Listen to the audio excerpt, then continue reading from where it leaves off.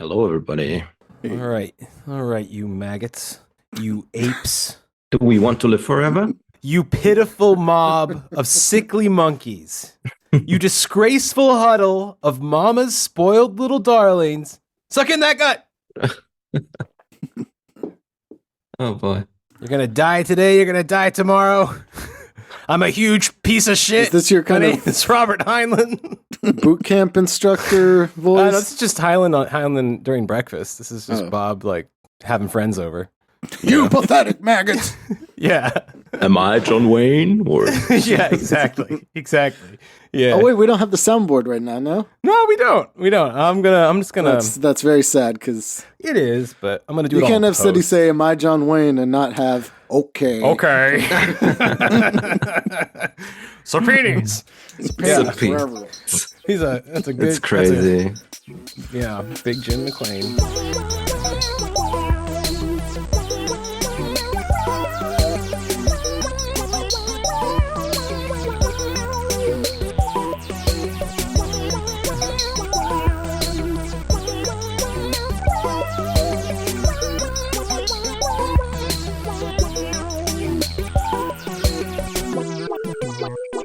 Well, here we go. Welcome to The Empire Never Ended with Boris, Fritz, and Ray, and once again, zock-bock-radio's Settembrini. Setti, how you doing? Welcome back.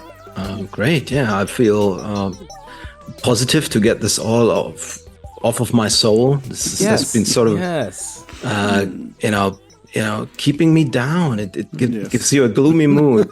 I can't wait. Can't wait to read something else, even if it's some fascist, horrible garbage. I'm still ready to get through Heinlein here. Honestly, between last episode and this one, I just took the liberty and just read some short stories from the same era, but written by different people. Cheater! You have to suffer. By people who presumably aren't as bad as Heinlein. Yes, like A.E. Van Vogt or Van Vogt or whatever. He's Canadian. I think one of the listeners asked about him, and I remembered, I only ever read one short story of him, and then I just picked up a collection of greatest sci-fi stories from 1939 from Isaac Asimov, selected by him, and read the Van Vogt story in there, and I didn't plan this, but it was the what's it called, the Black Destroyer, which is, as Asimov and others say in the preface to this volume, the short story that actually started the golden age of science fiction. So because we had this question last time, right? Hold on, you're going. Yeah, right. Before we get far into last time, since this is a free episode, right? Exactly. We should mention that there was an episode that preceded this that was on Patreon for the very special Patreon people who give money that gives some background on the fellow that we're talking about today, which is Robert Heinlein, right? Of Starship Troopers fame, among others. Stranger in a Strange Land. Our patrons, of course, already know you, but this is our free listeners' first exposure to you and your nerd wisdom that you offer us. So maybe why don't you just tell us about your show real quick, Zock-bock Radio, and then we'll get into the heavy lifting that I brought you on to do here. Okay, great. Zock-bock Radio is a podcast that some of my buddies and I are doing, and we are mostly Berlin-based, Berlin, Germany. But we have some episodes, I think it's close to 20 now, which are in English language, so you might want to check it out. What are we doing? We are covering nerd topics, fantastic culture, sci-fi, role-playing games, a lot of role-playing games, war games, not so many computer games, but nerd media that are informing the culture around it, and we try to do history of idea stuff and to get to do some house cleaning in several different ways, right? We cleaned house on Tecumel last time we got together. M.A.R. Barker covered him at length in his Nazi fash fic novel Serpent's Walk. That's the kind of deep dives we get into when we combine our heads, like Mike and Manny. Oh, yes. From the moon is a harsh mistress. So maybe just to outline what we're gonna do today, and a little bit of what free listeners missed on our Patreon. Although I think we're gonna be worming Heinlein's bio in here and there where it's relevant. It's gonna be relevant, you know. But we're talking about Robert Heinlein's big three novels that Heinlein claims that those who have read them and liked them have grokked Heinlein, have grokked him and his meaning. And so Setti and I, we read them. We did. Setti read quite a lot of other things alongside this as well. He got in Heinlein's mind pretty well, and so you'll have to forgive him for any militaristic outbursts. It's going to be inevitable. I mean, one thing we covered about Robert Heinlein is his sort of upbringing in the Americanist militarist tradition through these civilian training camps developed by the original American Legion Incorporated back before America's involvement in World War I, precisely to involve America in World War I and every war thereafter. Yeah, they were basically a paramilitary organization back then, right? Yeah, exactly correct. But of like the rulingest and classiest of the ruling class, and the Roosevelts and whatnot. Heinlein was a later generation. Heinlein kind of came up in this, came out of the machine politics of Kansas City and got into Naval Academy and all that. He had health problems, lost him his service. And then when World War II comes around, he gets involved in a naval manufacturing operation with Buddy Asimov. And following the Second World War, he becomes so angry at things like atmospheric nuclear weapon test bans from Eisenhower that he just drops his whole series of juvenile novels that had been making him quite famous and quite a lot of money at that point, and gets into write Starship Troopers as sort of his reaction. We covered in Patreon how Heinlein himself says that he writes primarily moral tales, primarily social political tales, and he was always very conscious of this being a propaganda effort for his social, economic, moral ideas, most of which fit pretty well on our show here, The Empire Never Ended, especially this arc we're currently in. And you look at this. Robert's taking us out of the fucking interwar period, isn't he? Yay! And he's bringing us into the future of 1958. Indeed. Where we're going to begin our big three. So I think what I'd like to do is just quickly give a really brief rundown of these three books, just in the broadest possible terms, so we know what we're talking about. I'm also going to warn everybody that we got some spoilers coming, in the sense that we're going to ruin the books for you in every way possible on a moral level, as well as any plot things that may or may not occur, because, yeah, Setti? But you might like the movie, the Verhoeven movie, more than in the end, so maybe. Oh, absolutely.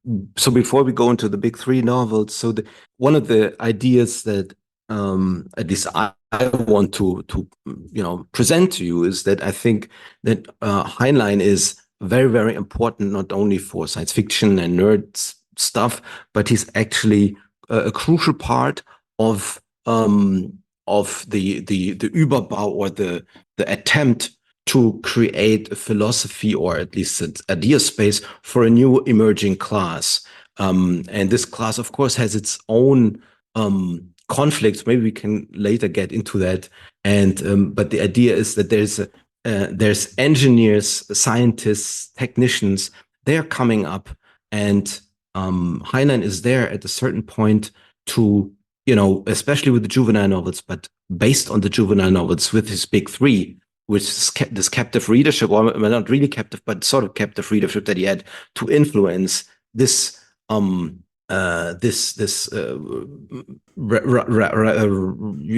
of the nerds, or whatever you want to call it. And I mean, could go much more into this, but I think there's a very, very good point to be made about that. Heinlein is not only popular because of his own qualities, but because the politics that he's pushing are directly influential and effective in aligning with the economic interest of parts of this class, right? Or this milieu of people that partially becomes an actual new class, like Silicon Valley billionaires, or are the lieutenants of this class, like the PMC type people in the sci-fi military industrial complex. Yeah, and this cannot be underestimated in my regard. So I think especially these three novels, in addition to all the ideology he's pushing for libertarianism, which also ties into that. I think it's a very strong case that Heinlein is super important for this class struggle on the cultural side. Sure. Mm-hmm. Yeah. And to that effect, he has become maybe a lesser known at this point, but sort of ideological father of American libertarianism for many very important American libertarians, including like the Rand Corporation and, these think tanks and shit like that. But we'll see that a lot in the last of these three, which is Moon is a Harsh Mistress. But I mean, it's everywhere anyway. But let me just give this little rundown here, and then we can start to open it up. Yeah? You ready?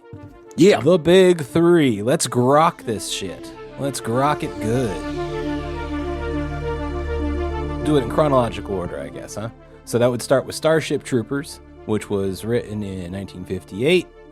This book was written while he was working on another book called The Heretic, which became Stranger in a Strange Land, coming out in 61. And then finally in the late 60s, we get The Moon is a Harsh Mistress, the sort of libertarian, well, I guess he would think of it as some kind of a utopia, but it doesn't read that way. But anyway, that would be the last one. So I guess what I'd maybe do is give my little quick summary of Starship Troopers to get us going. And but I want to let Setti cook here. He's been steeped in he's like the tea's getting bitter. He's been steeping so long in this hot cup of Heinlein. Yeah. These books are all gross in their own special way. I'll say that from the outset, but I'll leave that to the details we'll talk about as we go on. Are they at least like well written? At times, yeah. They're well paced. Let's say I would give him that. They're well paced. There's a lot to like. I mean, like he wasn't a writer at first. He started writing to sort of make money and spread his ideals. That was the original idea. And his first book he finished never came out because it was really bad. But a lot of the themes, like service for citizenship,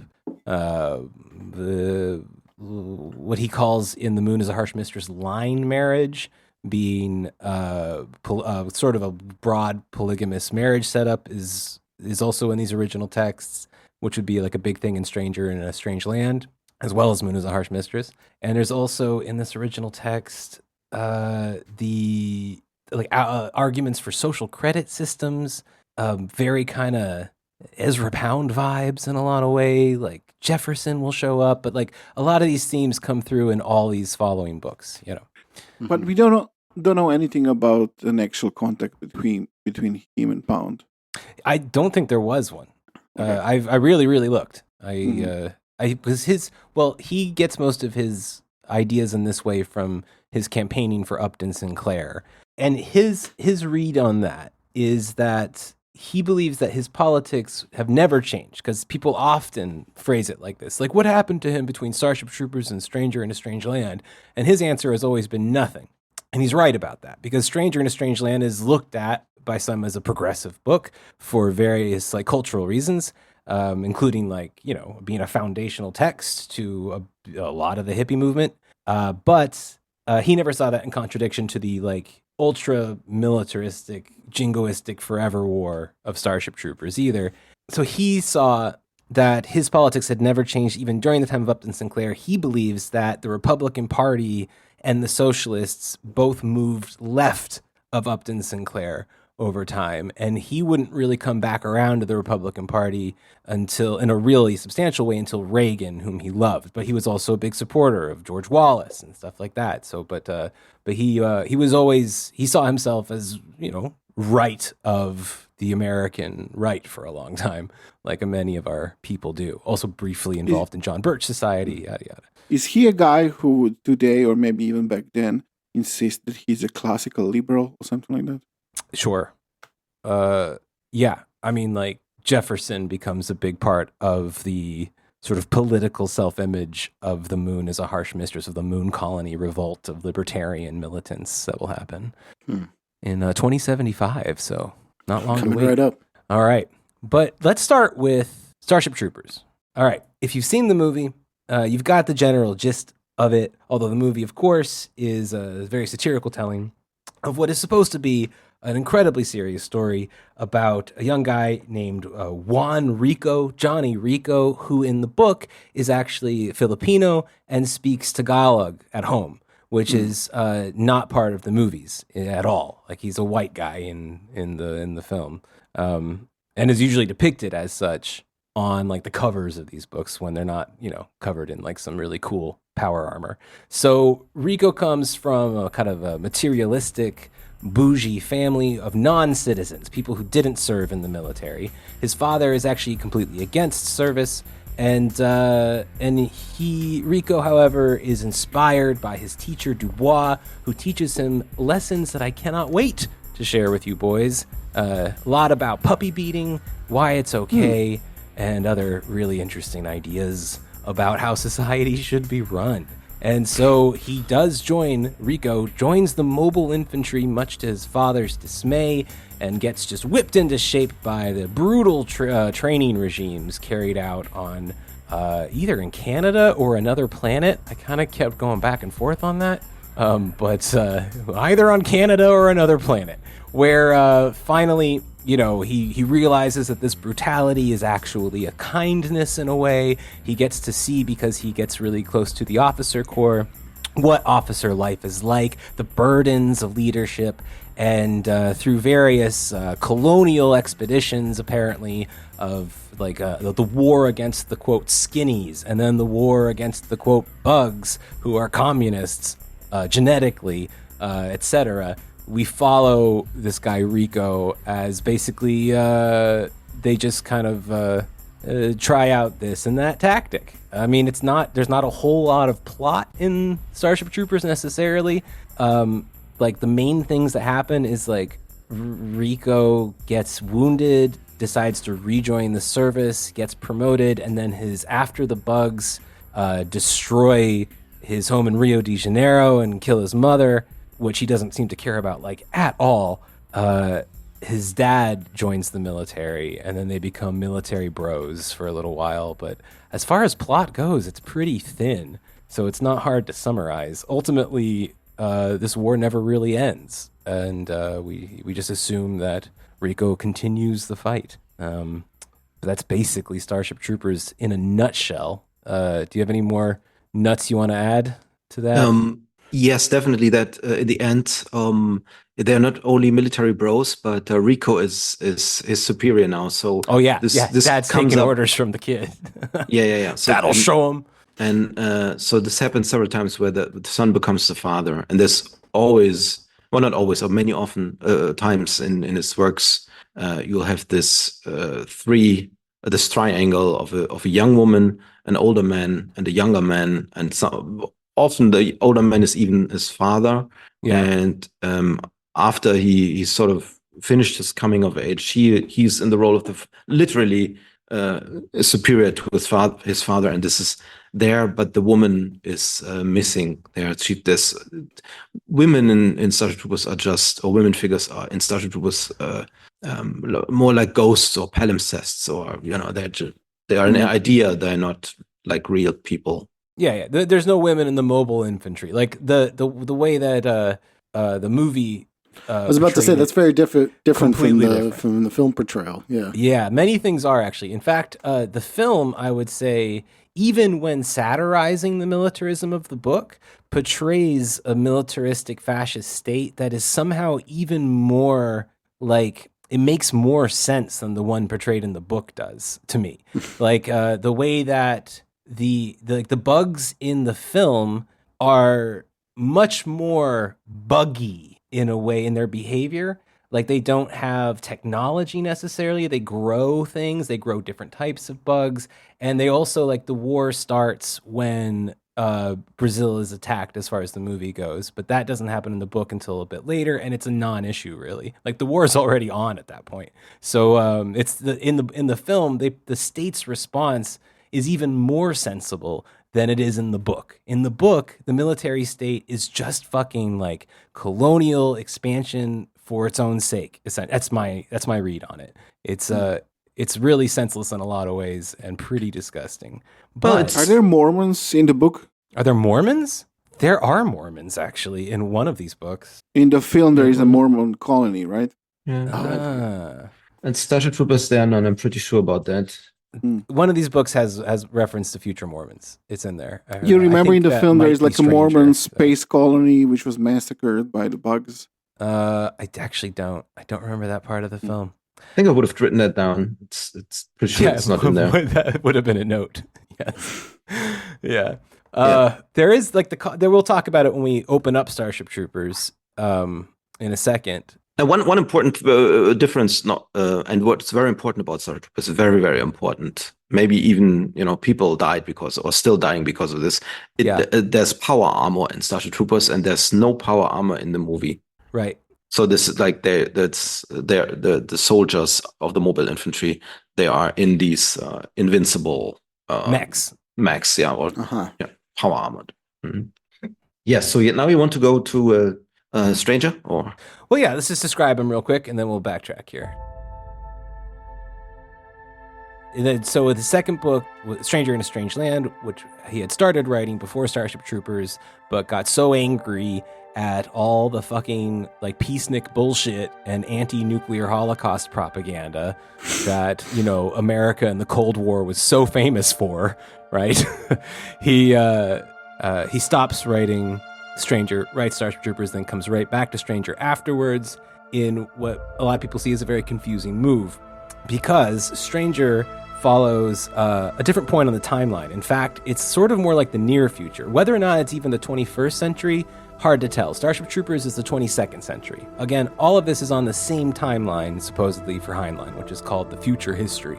So in this future history, in Stranger in a Strange Land, Mars had been briefly and unsuccessfully colonized by some private interests in this, again, sort of polygamous family of scientists that went up there to, lay their claim.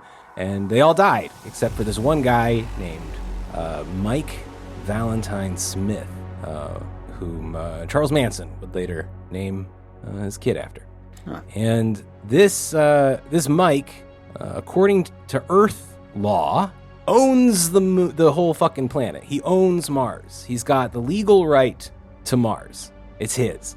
He's like the not even the king of Mars, but like more like the owner. Like, that's a nice future to envision.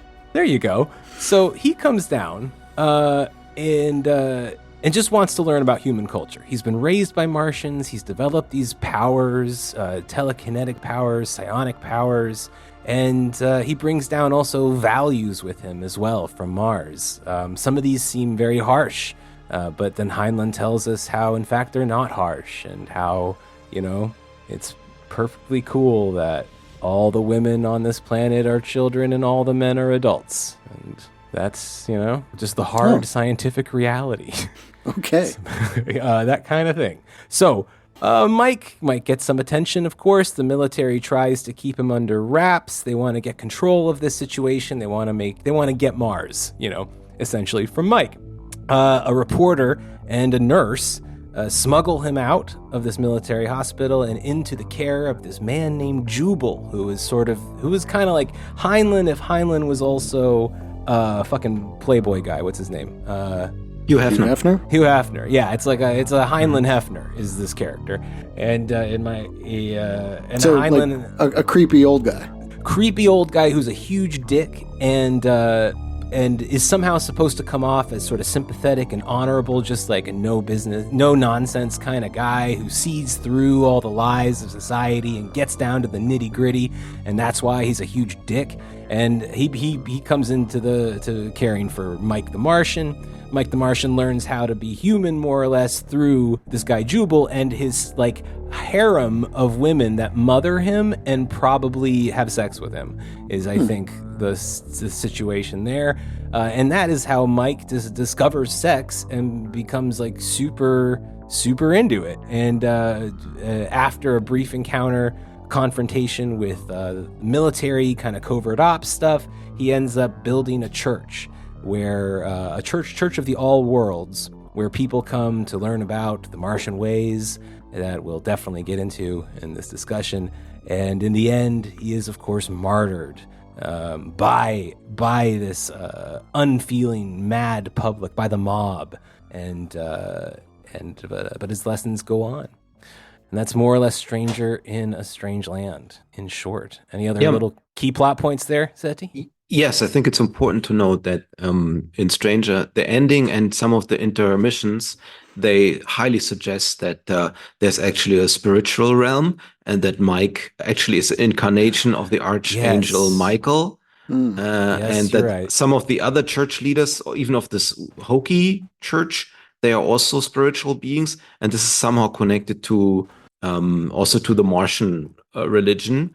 And this is very important that says that there is this real mysticism and that there's real superpowers. So Mike has real superpowers that are not explained scientifically, and that in the end he's sort of it's heavily implied that he's an incarnation of a actual religious being and not something else. Yeah. I think there's like isn't there like a scene even in the afterlife where he's several talking as Michael to Yeah, exactly. Yeah. It's what it is. You know, it inspired a lot of people. It kicked off sort of a section of the kind of free love movement, especially with the Church of the All Worlds, which became an actual legal religious institution in the United States, important part of the neo-pagan movement in the 70s. And that's that book. And it's often very mistakenly considered some kind of progressive feminist book. But again, this is the book where it is explained that by a woman character, by Jill the nurse, that 9 times out of 10, when a girl is raped, it's her fault. That's the kind of great feminist repartee you get from Come on, Fritz. It was the 60s, man. You don't understand. That was a progressive thing to say, I guess, because there weren't other people saying things that were actually a lot better than that. Well, he hated all the people that were saying things are better than that. In fact, in his original book, the unpublished one, the only mention of feminists in it is when he pairs it with the phrase "frothing at the mouth." If that gives you some idea. And that was like his first writing ever. That's before he started writing short stories. That's where he began from. If that gives you some idea here. So, and then finally, the last book is The Moon is a Harsh Mistress, which is in some ways, I would say, Setti, I wonder if you agree with this, but for me, this was like both the most well thought out book as far as like the lore structure and the setup goes, while simultaneously being the least believable and possibly outright the stupidest, because it's here where Heinlein's like total political economic philosophy comes to bear. Like everything's in this. Like if you want to know what he thinks about women's liberation, this is definitely the thing to check out, because on the moon, you see, since it's a libertarian paradise, rape doesn't exist because there's no law against it. Isn't that nice? Until, of course, one of his like characters gets, or one of the more sympathetic characters gets sexually assaulted by an invading force, and then there's this whole, of course, everybody avenges her and retrieves their manhood from, the invading force. But whatever, it's about a moon colony. So a lynching, essentially, or what? Oh, well, my God. There's every fucking bad idea libertarians ever had is in this somewhere. And then, like, every one of them reaches a logical conclusion at some point where it can't go on any further, and that just means the chapter is over. There's never a conclusion to these. It's just every stupid fucking idea you've ever had a libertarian tell you is in this fucking book. I think they're not armed, right? So they're not open carrying. So this is sort of not big in there. Open carrying. Well, I mean, there's a lot of but I think mining lasers because. Yeah, but I guess the whole the lunar colony is open carrying the. That's the whole. Yeah, you're right. It's even bigger. It's completely militarized society that just like freedom through mass. Liberty through weapons of mass destruction. That's exactly. That is the book. A lot of it. It's a lot of it about them getting the bomb, and in their case, the bomb is a giant catapult that shoots rocks. But very mathematically accurate, thanks to an AI named Mike. And it just occurred to me. It just fucking occurred to me also. Creative with these names, huh? Well, yeah. But maybe Mike is the reincarnation now, too. We don't know. But a lot of his mics serve similar functions in some ways.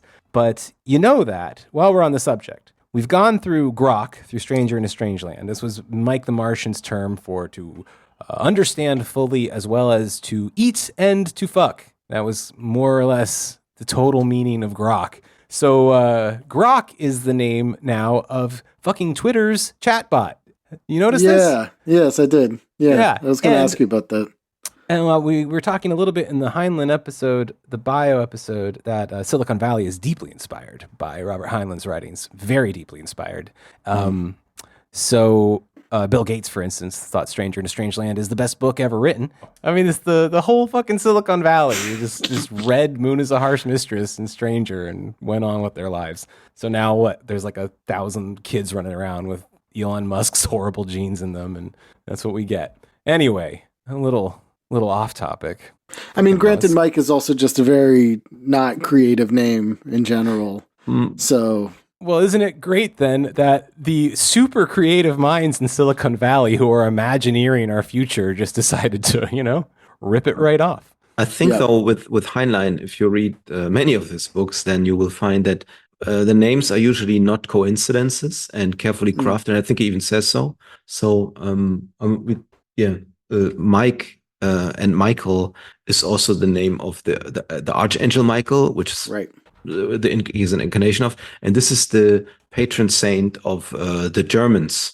And I think this is not a coincidence. And it's, for example, Mike is Michael is the name of the last bit offensive of the First World War that the German General Staff gave to this offensive.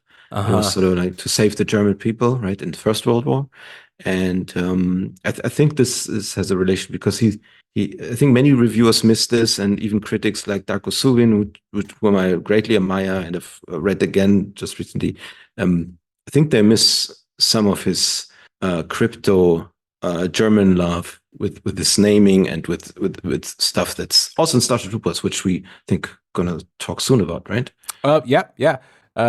Yeah, absolutely. We'll start there actually in our deep dive here. But just to add to that, fucking Heinlein, of course, traces his ancestry back to Bavarian knights and stuff like that. His military heritage runs deep. The force is strong with this. Oh, it's the wrong. That's completely the wrong. Until he got his military lineage that then genetically cucked him into not being able to join the Navy. Well, isn't it funny that then he writes a character who gets to be his dad's commanding officer? Yeah, Robert was kind of the fail son between the two, like his big brother Rex. Right, he had the jock. He had the jock big brother. Yeah, Rex was the good boy. Yeah. All right. Well, yeah. So anyway, just to round out, Moon is the Harsh Mistress here. The Moon enters a war with Earth that is narrated in what to me is just the most annoying way. It's very like, everything is. I was telling Setti that I would like to go back in time to tattoo on Robert Heinlein's face in reverse the phrase "show don't tell." because it's nonstop goddamn lecturing, usually from some competent man asshole to some very receptive woman. You know, like that's or to the mob. It's usually either to a woman or to the mob, which to him is pretty much the same as far as a conversation partner goes in these books. But I keep forgetting he's a feminist icon and all that, so I must be wrong. Also, many of his protagonists, the male stand-ins for the juvenile reader, they are also getting lectured all the time and pushed around, constantly. Right? Yeah. Well, I mean, isn't it a surprise then that in Mars, on this, in the culture that he sees as aspirational to Earth, they've just figured out to make all women children anyway. Isn't that convenient for Bob? When you say the mob, you mean the masses, right? Not the mafia. The masses, not the mafia. No, he's lecturing the mafia. I don't think he's that anti-mafia. I think. I tell him. I mean, his dad, came out of the fucking machine politics in Kansas City. Like, there's mob around. Anyway, Moon finally, after kicking Terra's ass, manages to develop some sort of shaky peace. Moon is no longer a penal colony, even though it's full of dicks. Because it sounds like penis. So they run their libertarian paradise/hell, helladice, I guess, to the end of time. Or at least until the first truly human civilization forms, not long after, and goes on a colonial rampage throughout the galaxy in Starship Troopers. So that's what we'll take it back, and that's where we'll start, is Starship Troopers. Now, audience, we're not going to have time to do the full-on surgery of these sick-ass patients here we got on the table. We're gonna do that over at Setti's house at zock-bock-radio sometime soon. And yes. So those of you who are like, but you didn't cover all the pedophilia, which of course I did. But if you were like that, that's where you'd go to Zock-bock and it'll be there. Yeah, and we will talk about, I think, nearly all of the juveniles and make many other connections. Oh my God. Yeah, we're going to talk about like the 37 books that Setti read. Yeah. We're going to really just unpack them all on Zock-bock. So today, this is our nerd outreach for whatever, few of our non-nerd listeners out there who might not know why they should care about Heinlein and these books, even, but they shaped fucking America in some of the most horrifying ways. So, and maybe your country, if America invaded you recently. Hey, yeah, there you go. Yeah, America's bringing us all together. There's usually a good chance of that. That's right. That's right. Well, all right, Setti, let's start with fucking Starship Troopers. So Setti, on the bio show, I believe you said you had a 30-minute rant planned for Starship Troopers, and I picked out some of my favorite like little quotes and stuff here. So I'll just I'll hop in, but I want you to cook this puppy. Yeah, well, I don't know where to begin. Do we want to go into the details, or I don't know. So I mean, okay, so let's start with first things. So this whole thing, the father is directly making anti-tax comments, right? So this goes through all the work. So tax is like. You can only avoid the two things you cannot avoid: death and taxes, and so on. All these, this there again. The mother is very weak character, like all the time again, and then you get this whole the mom's like a dumb lib, like a California liberal mom, Pelosi mom. Kind of. Yeah. But then she's quickly out of the picture, right? So she's she gets blown up. Definitely. Okay, so. The things that most annoy me about this book is that it's so well read by military people, but it's actually not military in many senses. So there's no military campaign, no real one going on. So there's no real tactical fights, except maybe in the end, where they're guarding. I think this is also the part that I enjoyed most, which is a fun story where in the end they try to capture the one of the brain bugs, or royalty as they call it, and they have this situation where he's he has to spread out his squad or his platoon. He's platoon leader by the time, and has to cover many of the holes and has to find the brain bug. There's some military in there, but the rest of it is only introspection. So you go around and kill people, and you grow by that. And right, yes, there's no real military situation, but it's heralded as this military sci-fi epic. But it's really a militarist sci-fi epic. So if you like the idea of being a soldier, the idea of boot camp, the idea of it's like German idealist version of a wet fantasy of a 15-year-old who wants to go to the military so that women love him and he becomes a man. And it's super annoying. You just described Robert Heinlein. I mean, that's literally... It's also how I imagine a lot of like higher ups in the U.S. military to think too. Oh, yeah, sure. You know what I mean? This is proven. So I sent some info around. I don't know how much of that reached you, but for example, the Admiral Will Owens, who's responsible for the second biggest change in military strategy in recent times. That was a sticking. What was it? What was that fucking Nintendo game console called? The 3D one. With the red lines you stuck on your face. The Virtual Boy. Yeah, it's the sticking Virtual Boys on troops. That was the yeah. So that was Owen's big idea. The Land Warrior program. Yes, and he was part of that. And he directly in his strategy book after he retired in 2001. Why doesn't America win any wars anymore? And he says, we need this, and he's a laundry list of stuff that we need. And we need. Where have you ever seen this? Only in Starship Troopers. That would be so cool. And direct reference. Yeah, direct reference in this serious policy book, right? So, and there's also direct references. So, but coming back to the novel part. I'm sorry. I just want to ruminate for a second on a policy paper being, we never win anymore. I want to be like Starship Troopers. And this becomes a serious argument. Yeah, and there's a lot of fucked. There's a lot to unpack there, interpret there. But going back to the novel itself, so what you have is this boot camp scene, right?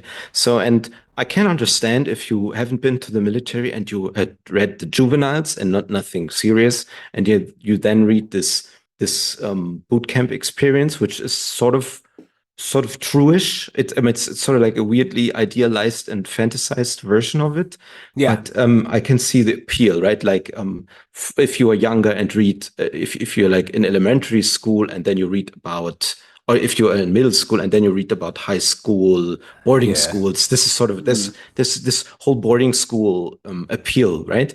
And he does this well for the reader, but only if the reader is not informed. So the first time I read this, I had been through basic training. I already even had been through squad leader training, and I had before I even had to do my service there.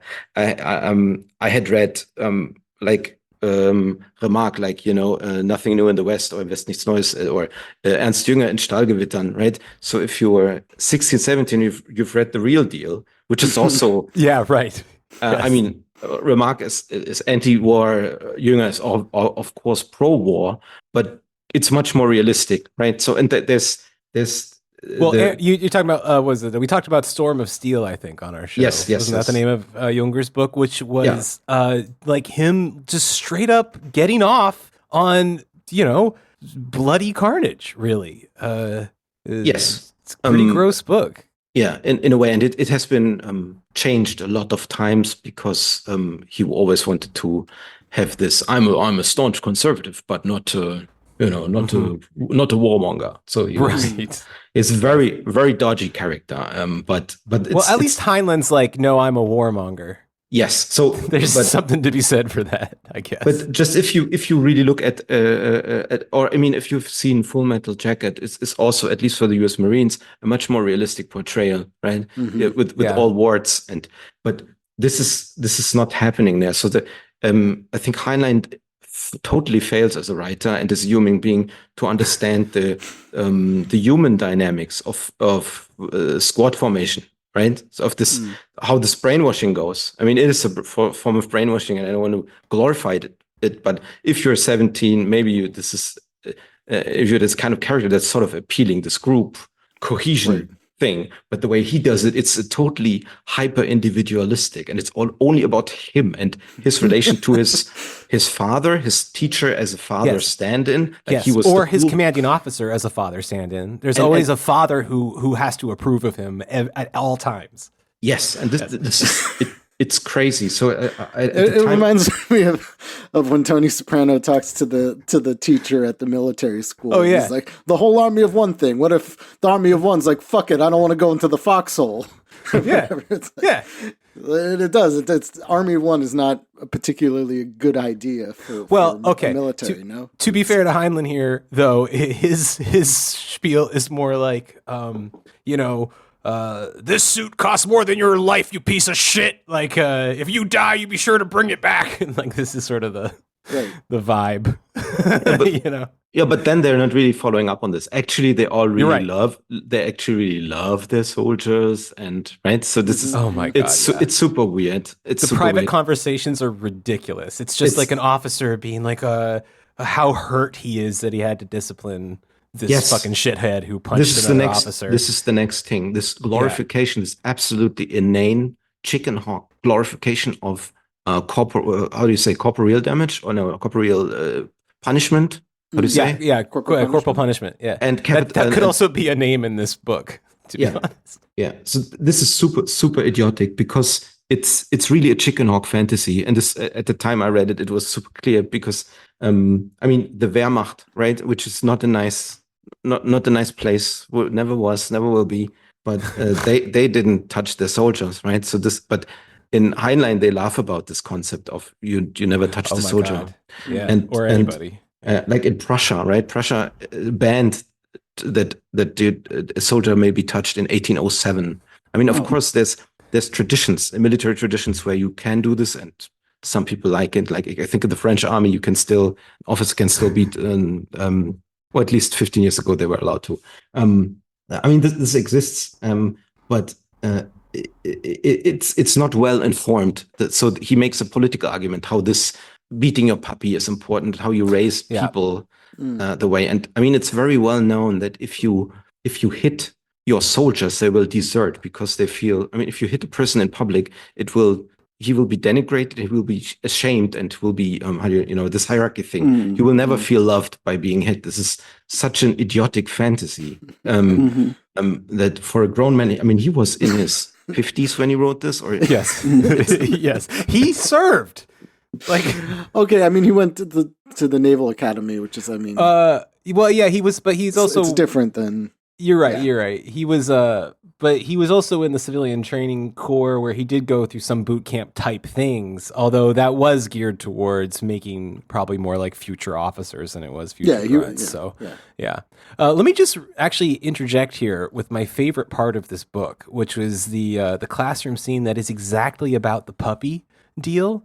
And also, so basically this starts with Mr. Dubois, who in the film, he is also Rico's commander later, the guy that's missing an arm. That's not true in the book. It's just his teacher who's missing an arm.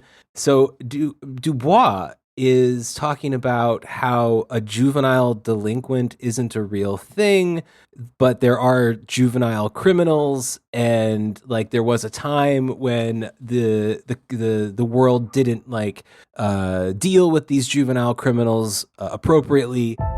Law-abiding people, Dubois had told us, hardly dared to go into a public park at night. To do so was to risk attack by wolf packs of children, armed with chains, knives, homemade guns, bludgeons. To be hurt at least, robbed most certainly, injured for life probably, or even killed. So this goes on for years, right up to the Russo-Anglo-American alliance and the Chinese hegemony, and until finally they do this. Okay, so this is what a little girl says now in class, or rather not little girl, this is high school, so this is just a teenager, speaks up. Mr. Dubois, a girl blurted out, but why? Why didn't they spank little kids when they needed it, and use a good dose of the strap-on any older ones. Sorry, I read that very incorrectly. And get a You mean good, the strap, comma, on? there's no comma. No, it's just get a good dose of the strap on any older ones who deserved it. Very different picture, although Heinlein probably wouldn't be against either. The sort of lesson they wouldn't forget. I mean, ones who did things really bad. Why not? She asked, like, why didn't they spank them when they were kids? So Dubois says, I don't know. He'd answered grimly, except that time-tested method of instilling social virtue and respect for law in the minds of the young did not appeal to a pre-scientific pseudo-professional class who called themselves social worker, in scare quotes, or sometimes child psychologist. This is very, hold back. So this day, damn. So this is an early version of Society is Weak because you can't spank your kids anymore. Fucking shrink. Which in the 1950s, when this was written, was totally normal. Oh yes, he was probably like, "You see where we're going? You can't even beat your fucking kids anymore." Exactly. When you totally could. You absolutely could. So he goes on. It was too simple for them, apparently, since anybody could do it, using only the patience and firmness needed in training a puppy. I have sometimes wondered if they cherished a vested interest in disorder, but that is unlikely. So then he goes on to say, where's the puppy? Here we go. Okay. All right. So he asks, like, so what do you do if your puppy gets out of order? And the kid's like, I beat him. And the instructor's like, yeah, of course you do. But he's like, well, how hard do you beat him? Do you just beat him within an inch of his life so he never forgets it? Something like this. And the kid's like, well, no, he didn't know he did anything wrong. So the professor says, conceded. But having made it clear to him that you disapproved, how could you be so cruel as to spank him as well? You said the poor beastie didn't know what he was doing wrong, yet you indicted pain. Justify yourself, or are you a sadist? I didn't know then what a sadist was, but I knew pups. Mr. Dubois, you have to. You scold him so he knows he's in trouble. You rub his nose in it so he'll know what trouble you mean. You paddle him so darn well he won't do it again, and you have to do it right away. It doesn't do a bit of good to punish him later. You'll just confuse him. Even so, he won't learn from one lesson, so you can watch and catch him again and paddle him still harder. Pretty soon he learns, but it's a waste of breath just to scold him, he added. I guess you never raised pups. And of course the professor's like, oh, I've raised all these dogs, lottie. He's like, well, there you go. But let's think about these kids from the past, right? From the 21st and 20th century.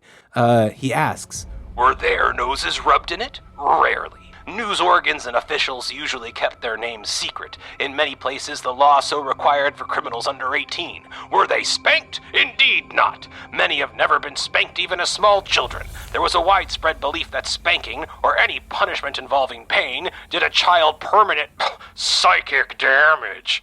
And nobody in the room had ever heard of that theory, and they're all shocked. So that is how they fixed society as a whole. And importantly, I wrote this down. So this whole section starts, and I think this is often missed, but the section starts with the question: why were there so many hoodlums in back then in 20th century? So basically, yes. 1958.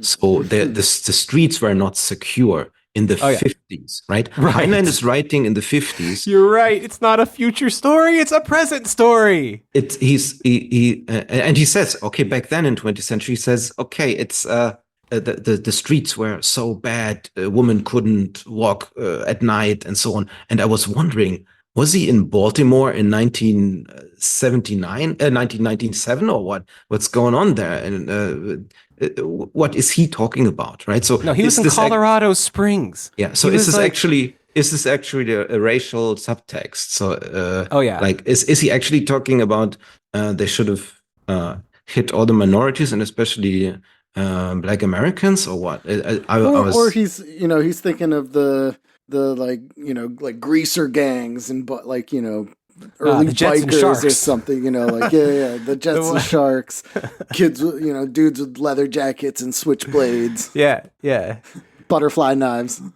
Yeah, it's okay. So that would be at least a nicer thing to hope that I'm being generous. No, assume the worst, man. Like, okay, we know that he, for instance, goes out of his way to make non-white main characters in his literature, and that's pointed to favorably as a sign of his non-racism.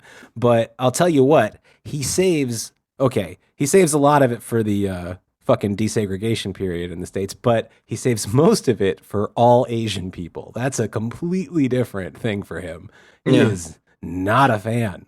Definitely, what is surprising or maybe telling for a conservative take or like a libertarian take, that in the fucking 50s, he thinks the streets are unsafe, right? So no matter who is the perpetrator, but they were so unsafe that it's obvious that we must have corporal punishment back and we must have a military dictatorship because it's so awful on the streets in 56 or whatever he has in mind. And this is implying that if the streets are unsafe now, it's because kids were brought up not disciplined. So kids born in the 1930s, they were too weak back then to discipline their kids. The soft fucking 30s. The soft exactly. 30s. Yeah. But also the implication goes all the way up to how the entire state should be run, because this is why in Starship Troopers world in the 22nd century, people who don't serve in the military don't have service because they don't get spanked. So there's no responsibility. And that's a lot of these discussions Mr. Dubois has, as well as commanding officers have, is that, it's that whole, like, you don't have rights, you've got privileges kind of thing. You know what I mean? That's the vibe. And I think this is pretty crucial for the military interpretation. Like in the 90s, as I said, the kids that grew up on Starship Troopers and not on, not proper, but more realistic depictions of war, they all have this fear that America's getting weak, right? And that America is weak. And it's super ahistoric. And they don't reference the great success that the United States had in the Second World War with a citizen and a Fordist military, and they deny like the strength of American war fighting that actually won wars, but they create this fantasy land based on Starship Troopers, where they want these weird wars with just few troops that are all like very good buddies that have a shared culture, and they're totally missing how their big idols, I guess that's the Wehrmacht, did it. So it's even ineffective in what they do. Even if you would share their goals, it's ineffective. Also for his a point regarding basic training and his hard-on for German martial culture, and this is not in the anime series, and it's also not in the movie. So Sergeant Sim is asking for people who want to fight him, right? In man-to-man combat or in trooper-to-trooper combat. Yes. And there's like a Japanese guy, and he's of course there's a little ninja guy. Yeah, he's like the only Japanese guy, and he's a fucking ninja. And he's respected because from a warrior culture, right? Yes. Everybody else is weak, but then there's these two guys who are Germans, and they have the scars, right, from the German student clubs, these where the evil officers came from. Yes. This stuff. And this is sort of not often discussed, but they are in there. And it's not picked up again in the novel, but it's really there, this hard-on for an imagined German military prowess and cruelty, which is not related to how the actual German prowess and cruelty came about, which is real, but it's really like it's a children's version. Like it's super chicken hawk shit. It doesn't make sense It's like them as like some kind of Power Ranger. It's nuts. And it's you mentioned these two. Isn't one of the German guys named straight up Hans? Did I write the names down? No, I just wrote down that they have the student brotherhood's scars. Yeah, so great. Yeah, so but the they only have super German stupid names. Yeah. But listen, the only two like impressive soldier cultures that are there are both Axis powers. Exactly.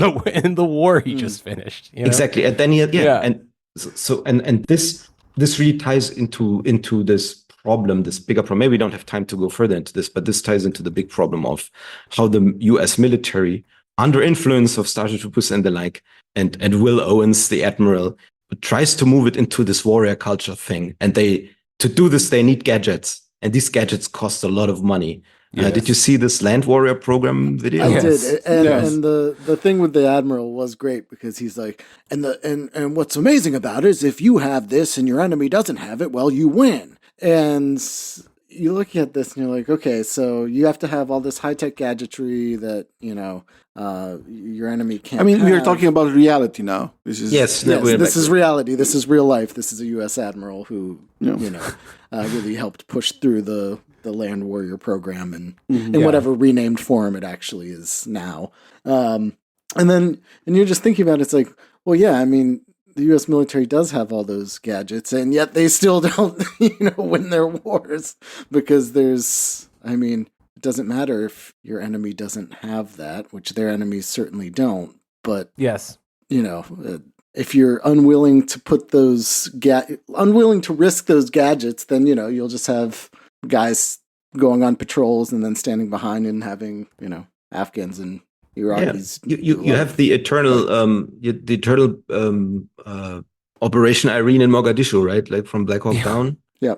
Yeah. Well, yeah. It's eternal. They even called them skinnies, right? I mean, Yes, I was just thinking that the Ethiopians were called the Somalis were called skinnies. Yes, exactly. Sorry. That's one of the war that we actually start with chronologically in the book, even though the book kind of opens up in the middle of itself. That's against the skinnies, and the skinny war.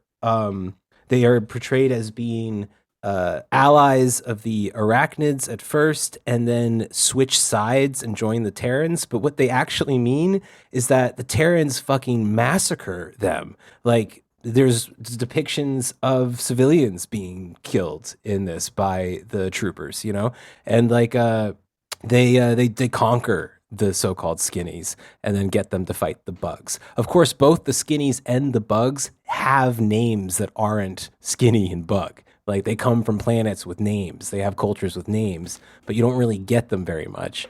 And that's very telling. So maybe it would be good to flip over to who the bugs are, because they, it's not just a stand-in for communists. They are communists, and I can tell you what they mean here. Communal entities, the ultimate dictatorship of the hive. Yes, the ultimate dictatorship of the hive. Here's another one. We were learning expensively just how efficient a total communism can be when used by people actually adapted to it by evolution. The bug commissars didn't care any more about expending soldiers than we cared about expending ammo. Perhaps we could have figured this out about the bugs by noting the grief the Chinese hegemony gave the Russo-Anglo-American alliance in the past. Dealing with people who had evolved to do communism genetically. The bugs have commissars and everything. But that's also they don't care about life, and we care about ammo. Which is insane because it's this fantasy of how they imagine like warfare to be. You have like your cool gadgets and your guys who are dedicated, and none of them who are dedicated die to dying though. They like these guys. No, they're not dedicated to dying. They're dedicated to having the cool gadgets and not dying. That saves their lives, and they're facing hordes of people who don't care about life and are just willing to die. I mean, they say that, but then their commanding officer is like, I need 5,000 out getting eaten up by bugs to watch where the holes are. We got to know where the holes are, and like just throws bodies at them. But somehow that's not a contradiction. To Boris's excellent point, it's not only that they have the gadgets and this is what they need to do and master themselves and their dads, whatnot. But then they also become within their own society an elevated elite, right? This is one of the contradictions in that Darkosurin greatly analyzed within all of Heinlein, is that he has these antinomies, that he's sort of a Republican Democrat, but then also he's an elitist. And how can you in a free democracy can have an elite? And this is how Starship Troopers is the answer. And I fear this is a message that really is still like fertile in right-wing circles. Like, of course we are not fascists in the Nazi sense. We're not bugs, not even cool bugs with tiger tanks. But no, we are Americans. But we have this this Calvinist predestination of great set of people and they actually govern, right? So, I mean, you guys are more into, you can even Calvinism. No. I mean, you can analyze these fascist and next to fascist thoughts better than I. I'm just a nerd podcaster, but yeah. So regarding the analysis there, I think it's super obvious and super depressing. Let me just say, though, on the subject of your expertise in fascism, you are not just a nerd podcaster. You are also a accomplished war gamer, partisan general who I'm sure has slaughtered fields of Nazis. That's true. Yeah. So there you go. Yeah, I mean, in wargaming and Nazi romanticism in the warfare, this is also another podcast episode, I guess. There we go. Yes. And just on a quick topic about why they're fighting, why they're doing what they're doing. There's kind of two answers. One of them is this fun little lecture we get. It may be verified by observation that any breed which stops in its own increase gets crowded out by breeds which expand. Some human populations did so in Terran history, and other breeds moved in and engulfed them.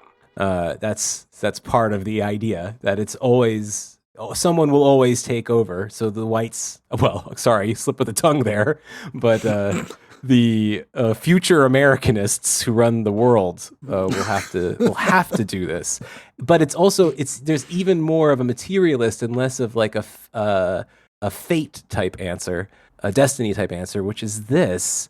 After they go to this planet Sanctuary, which they're on a race to take from the bugs before the bugs get there first. Well, first of all, this is how he introduces the planet. I can tell you what sort of planet it is. Like Earth, but retarded. That's what he says. And then goes on to say... Wow. Damn, Heinlein. Well, yeah, okay. He says this. I'm also sure of this. Sanctuary is going to be fully settled, either by us or the bugs, or by somebody. It is a potential utopia with desirable real estate, so scarce at this end of the galaxy, it will not be left in the possession of primitive life forms that failed to make the grade. Wow. A little bit of breathing room there. Yeah. Living space. Yeah, indeed, yeah. That's what it's all about, and it crops up in other novels too. But here, I think they even say that all wars arise from population pressure. Sorry. Yeah. So this is sort of super weird worldview, and I don't think it's for this novel. I think this is also an important point. When you read a lot of Heinlein, you realize this is not one take that is some maybe just there as a piece of art, and then you can be can react to it and think, oh no, and Verhoeven then says, oh yeah, it's a parody or it's a criticism. No. This is really him talking what he wants to be. Yeah, and proscriptive and prescriptive. Yeah, and maybe we probably don't have time to fully go into this, but just to mention it, he was inspired to write this by Rudyard Kipling short story poem, whatever. There we go. An Army of a Dream, where this basic idea is embellished, and also a Jungle Book and the Mowgli story is the kernel of Stranger in a Strange Land. Yes, and yeah, Kipling, of course. Be a big Kipling fan, huh? Oh yes, even mirroring. So Kipling has quotations from the Bible and a poem at the start of his An Army of a Dream, where the franchise is only given for service in the British Empire, and it's explicitly to make the colonial empire great again, right? That's this fantasy that Kipling has, and this is directly, structurally and formally aped by Heinlein, right? So he's also putting in, I mean, of course, Kipling, but also Bible verses and songs and so on and so on. So in before each chapter, there's this. So it's the handoff from imperial white man's burden Kipling to Heinlein is not to be overlooked here. Yeah, definitely. Well, before we move off of Starship Troopers, any final thoughts on this one before we take the discussion in a few days or weeks, whenever we do it, over to zock-bock? Oh, I mean, I could think of a few, but yeah, break them out. I think I see a theme arising, and this influence on U.S. militarism. I'm kind of starting to connect with Stranger in a Strange Land, and I don't know, conservative deadheads or whatever. The fact that, like, you know, all these like insane, you know, right and liberal militarists in the U.S. are big fans of like hippie culture. Well, there is a reason why I wanted to unlock the old Project Stargate and First Earth Battalion episode this week. I feel like that's the mindset we end up with somehow. Yeah. Maybe one thing, I think the Colonel Dubois or Teacher Dubois sections, they are written relatively well in that. I mean, of course, the puppy stuff is sort of such a non sequitur, it doesn't figure, but there's other stuff that's relatively well written, and this figure of a teacher that is seducing kids into signing up, like Dubois, like you have in the First World War. Not Dubois, not to be confused. Yeah. In this case, it is Dubois. Very different guy. I think one of the good lines that he had that had me puzzled was some ruminations about the labor theory of value, because he took down Marx. It's absurd. It's so dumb. Yeah, but it's so dumb that you have to think. I had to think for like a few minutes why this is totally wrong. But if I had been a student, I would have been overwhelmed at the time, I guess. If I've been 16, right? It's a total Ben Shapiro takedown. It's really it's well done in that sense. Yeah. Yeah. These are just the facts, you know. Well, what if you made something and nobody wanted it, huh? Marx, huh? Game, set, match, bitch. You know, this is like the idea, and everybody's like, "Oh wow, no way!" But in the end, like in all of his fucking books, well, we'll get there when we get to The Moon is a Harsh Mistress in the end here. But goddamn, he's terrible at making political cases through fiction. You would think like when he has control of the entire universe at his fingertips, he could at least, you know, make his ideas work in it. But it's tough. It's tough when they're this bad. Yeah. So say goodbye to high-tech colonial war solipsism. Yeah, and say hello to getting it on. Stranger in a strange land. Boom chicka wow. What was your big G-Lus related revelation you had here? Oh, well, I don't know if it's a big revelation. I just formulated this a little bit more. What I think is happening with looking at this new class that's arising, right? So if you look at the culture, you have Mr. Spock as a totally new kind of hero, at least for mass culture, and you have Sherlock Holmes. And between Sherlock Holmes and Mr. Spock, you got the Heinlein and the Campbellian heroes. And what purpose do they serve? Do they serve any purpose in the culture that they become so popular? And yes, they do. I think because there's this like STEM related culture starting in the 1880s with engineers, then scientists, later and math people, technicians and so on, and they are super important. And whereas before 1880, let's say, what capitalists had to do was expropriate manual labor, right? And increasingly since then, since the turn of the last century, let's say,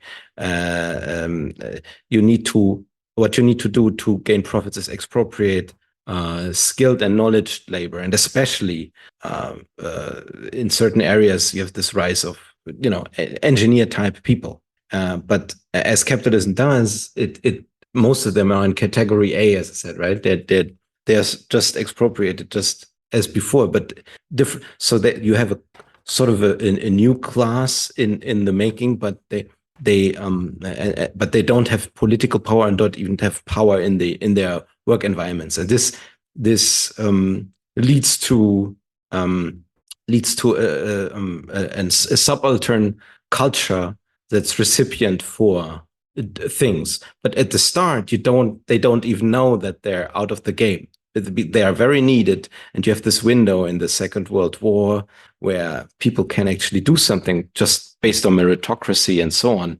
So they eat up all these promises of Campbell and Heinlein and also others, right? This promise of science and cooperation and freedom and so on, and rule too. Yes, but at the same time, you got these other forces that try to change this. Change from Fordism to post-Fordism and this knowledge-based, the skill-based, value-adding, right? If you will, and and you have all these PMC types, and they have different values, right? Like and they go for this military thing, and they want political power. And then you have some of those, like in the first Edisonian phase, where you had some engineers and some people like that making it big and becoming billionaires, or at least billionaires, like tycoons. There are several waves of that, and Silicon Valley is also one of those waves, right? And some people, from nothing, they became this new class of billionaires and maybe millionaires that's calling the shots, and their values. I mean, they come from the same group as just the regular expropriated STEM workers, but the ones that really made it, they then shifted their values, and for them, getting access or interpreting differently this lore of this new class, right? This sci-fi progressive lore, and shifted. I think this is what we see, and why Heinlein is doubly effective. And Stranger is so for these PMC militarist people that are basically managers or civilian, not civilians, but servants of the state, right? Like policemen for the outside, like military people. They eat up the Starship Troopers bit, and the Silicon Valley billionaires, they eat up the Stranger in a Strange Land. And this is because of there's like this Venn diagram of shared values. But in the end, as we see right now, it's shifted in a way, and it's like sort of deceptive in that these shared values obviously benefit the billionaire class more than the regular STEM workers, which are getting ever more frustrated and have, since they realized this, moved further and further into fantasy, right? Sci-fi is dead. I mean, Darko Suvin's journal is dead, right? I think they discontinued it in 2010 or 20. I mean, there's no real sci-fi literature anymore. It's now a genre that's more and more going into fantasy directions. And Heinlein is a big part of all that. To me, how these tie together, that like this internal class struggle in this new developing class, that the modes of production has produced the changing modes of production. That doesn't make any sense. I was too confused now. So I was going to say that, especially since we're going to start talking now about Stranger in a Strange Land, at least for a moment, we're not going to spend much time there, but it makes a lot of sense that this is so often referred to as a Bible for people, not just from like the mid to late 60s and 70s hippies, but to like the Silicon Valley people as well, because it's about a transhumanism that sounds a lot. Like people who listen to our show from like day one will know a lot about this Homo Galacticus of David Myers. Oh, Jesus Christ. You have to bring so like, well, I think we do. Okay. I think David was a reader, man. For sure. Yeah. Probably. Because like a lot of, Davy Myatt's, like his dueling culture shit, this Homo Galacticus, where the hardships of star travel will break something free in us. Mike the Martian in Stranger in a Strange Land is like that archetype, where he somehow survived marooning on Mars and thrived inside Martian culture. And all these hardships, his pathe-mathos, for instance, was made him into this Superman that has, as Setti pointed out, legit superpowers, that he seems to also be able to convene with this very special astral world that we built up in F-Files volume, 3. The big fat one, that one. That whole Heinlein is tied to that through Campbell, who's tied to that through J.B. Ryan, and it's just Heinlein's just in that line of consecrated bishops of the psionic world. So, Stranger, Setti. Yes. What do you think is the most standout thing about this that we could give to our listeners before we move on to the definitely for me the fucking most upsetting book of all, which is Moon is a Harsh Mistress. Maybe some of the notes are just interesting, like just some tidbits that I noticed, like how From Dusk Till Dawn seems to be inspired by the whole tattooed snake lady thing. Oh yeah. And the tattooed snake lady is this religious figure who actually starts in a totally different religion than the Church of All Worlds, even though they're not really different ultimately if you grok them fully.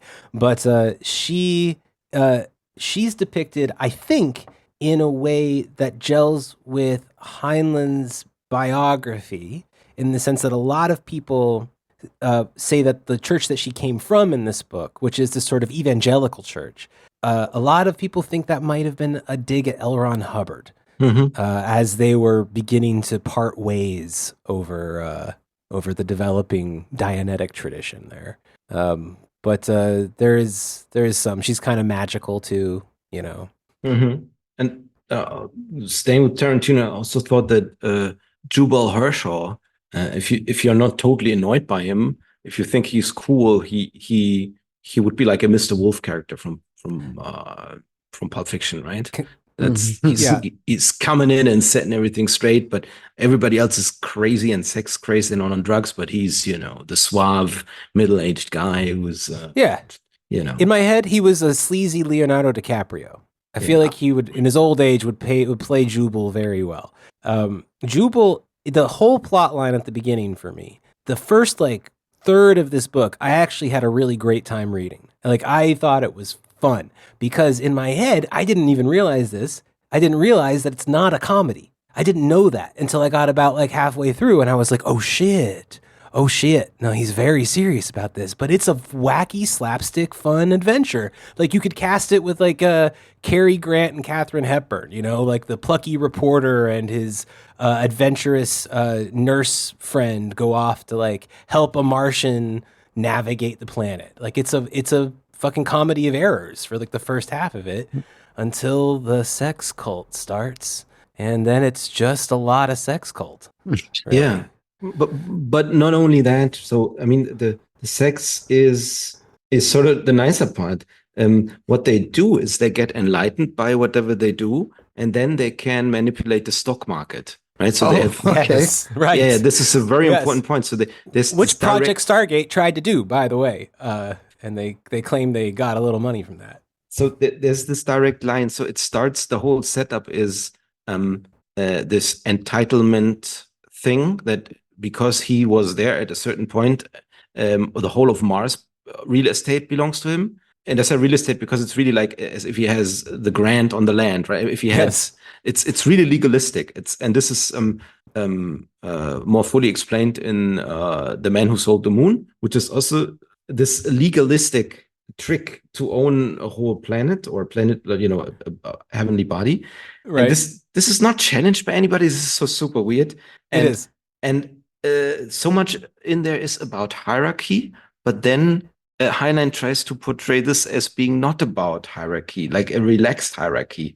But then they keep reintroducing hierarchies again, which is very weird. Wait, we said he's a libertarian already, right? We did point that out. That's kind of the usual wavelength that they tend to travel, But for Hershaw, they even say he was at heart an anarchist. But I think what this means is a narco-capitalist, right? So it also means, I think, an Evolian anarch, that kind of character. Yes. Hungarian, you mean? Sure. Hungarian anarch. Exactly. His competent man always walks above the law. And Jubal Harshaw on this is 100% this anarch type. He fits into that conservative revolutionary vibe. Although he's not war crazy, but he doesn't care either.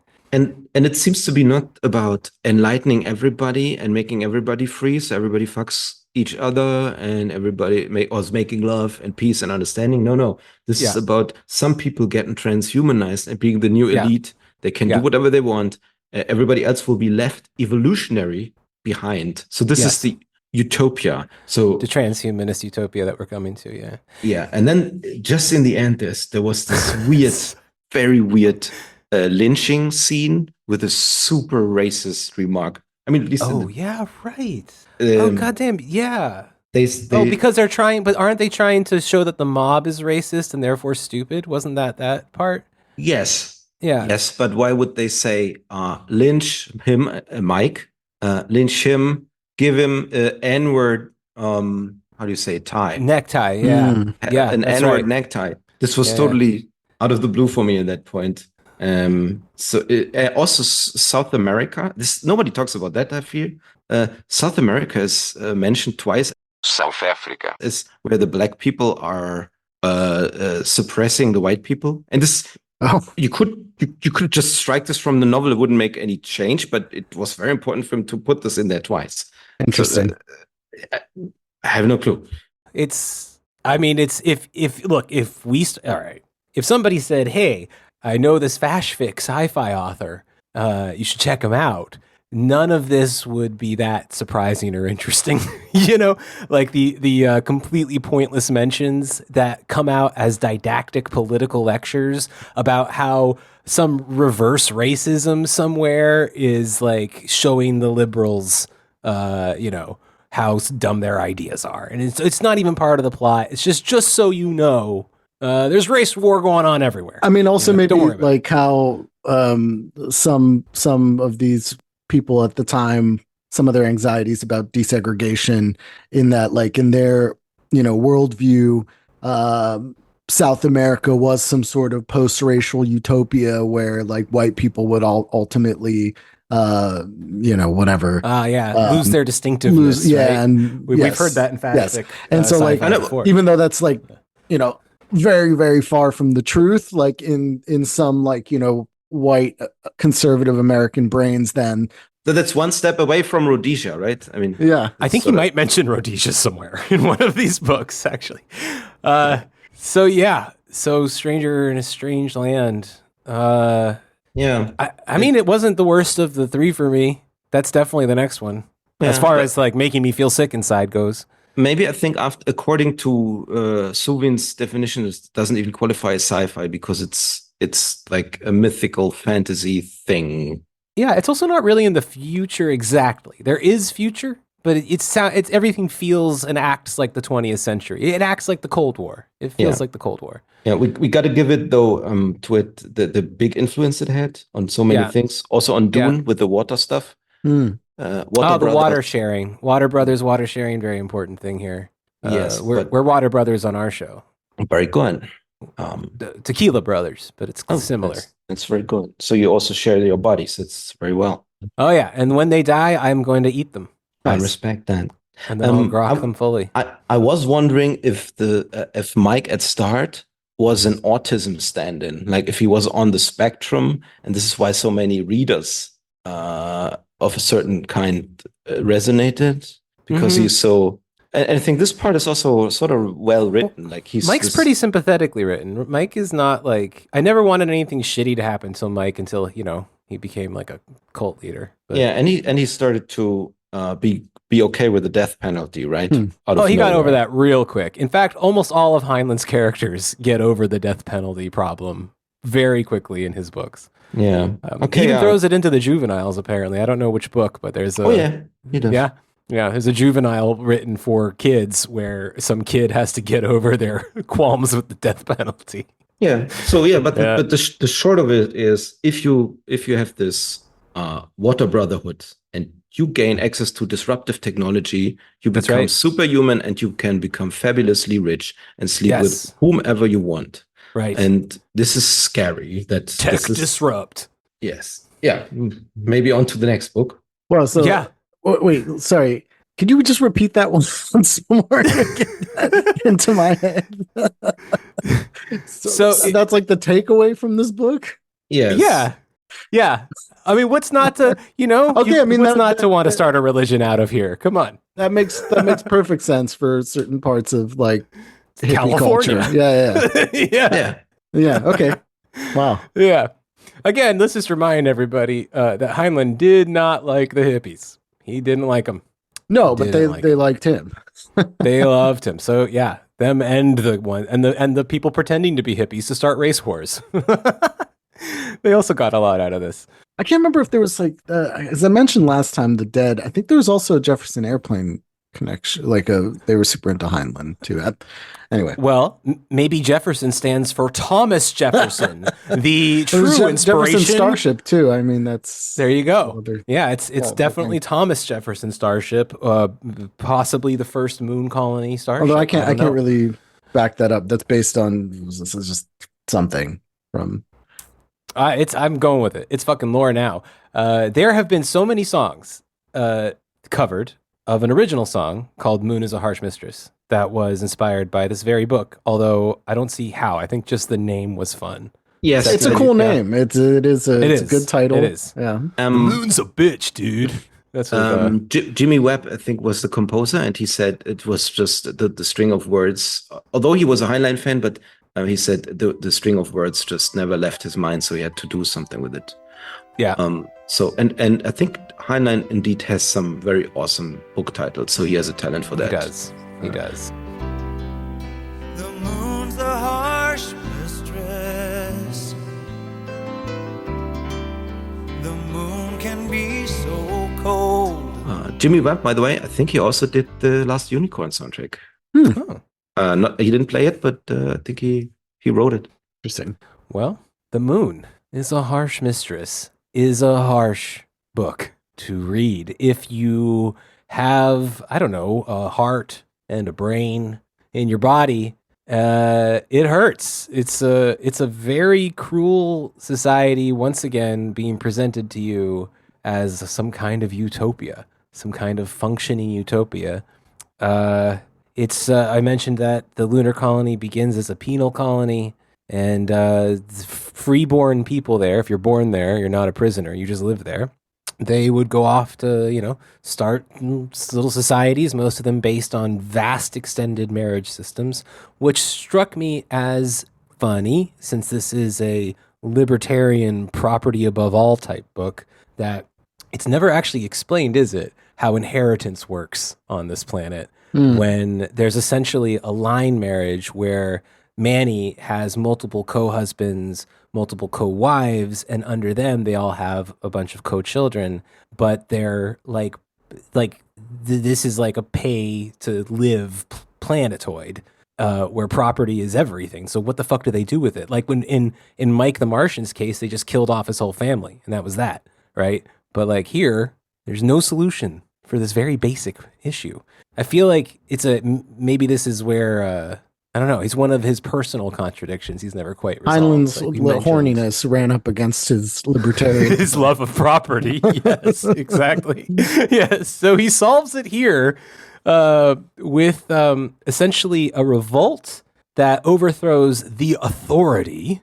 And once the authority is gone, there is a brief war against the Earth, which the moon solves with math and murder by listening to an all-knowing AI with a personality and a bit of a sense of humor, even, named Mycroft, aka Mike, and his technician Manny, who is a competent man, but one of these like not upper class competent men, but salt of the moon working class competent men. They built up a homestead out there, and he's got no. Is it no, like never mind. Trump when he's describing the guys using the Iron Dome, and he's like, "They're not smart here. They're smart up here. They're smart up here." Yeah.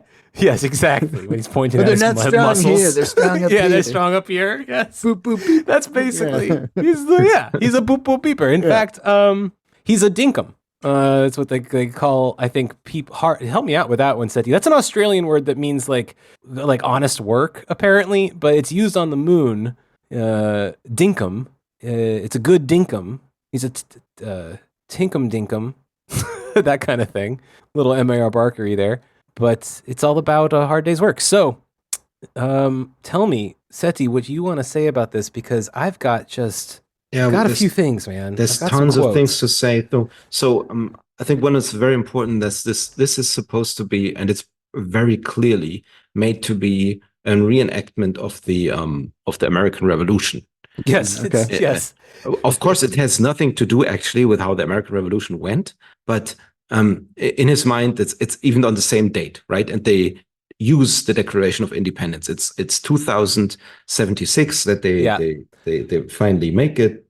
Shall I actually just put a little bit of text from the book here, right on that exact thing? Yeah, go ahead. So at some point, this professor character, what's his name? Professor Prof. Professor Prof. Yeah, Prof. He's an anarchist. He's an anarchist, isn't he? And then he explains what that means. He says this: Thomas Jefferson, first of the rational anarchists, my boy, and one who once almost managed to slip over his non-system through the most beautiful rhetoric ever written. But they caught him at it, which I hope to avoid. I cannot improve on his phrasing. I shall merely adopt it to Luna and the 21st century. And then Manny responds, heard of him. Freed slaves, and yet? One might say he tried, but failed. Never mind, is what it says about Thomas Jefferson freeing the slaves. Because slavery is a big deal. It's a big talking point on the moon, and freedom from slavery. But so finally, this is the Declaration of Independence. So instead, we gave them a Declaration of Independence. In Congress assembled, July 4th, 2076, was beautiful, is what it says. Reminding listeners that Heinlein chose his address in Colorado Springs to be what? Nothing else than 1776. Yeah. So, Thomas Jefferson, first anarchist. Ray, bet you didn't know that. With all your book learning. Huh? Where's the Anti-Politica article about Thomas Jefferson? We'll have a whole issue about that. Great. Jefferson Malatesta? Is that it? Yes, of course. Yeah, all right.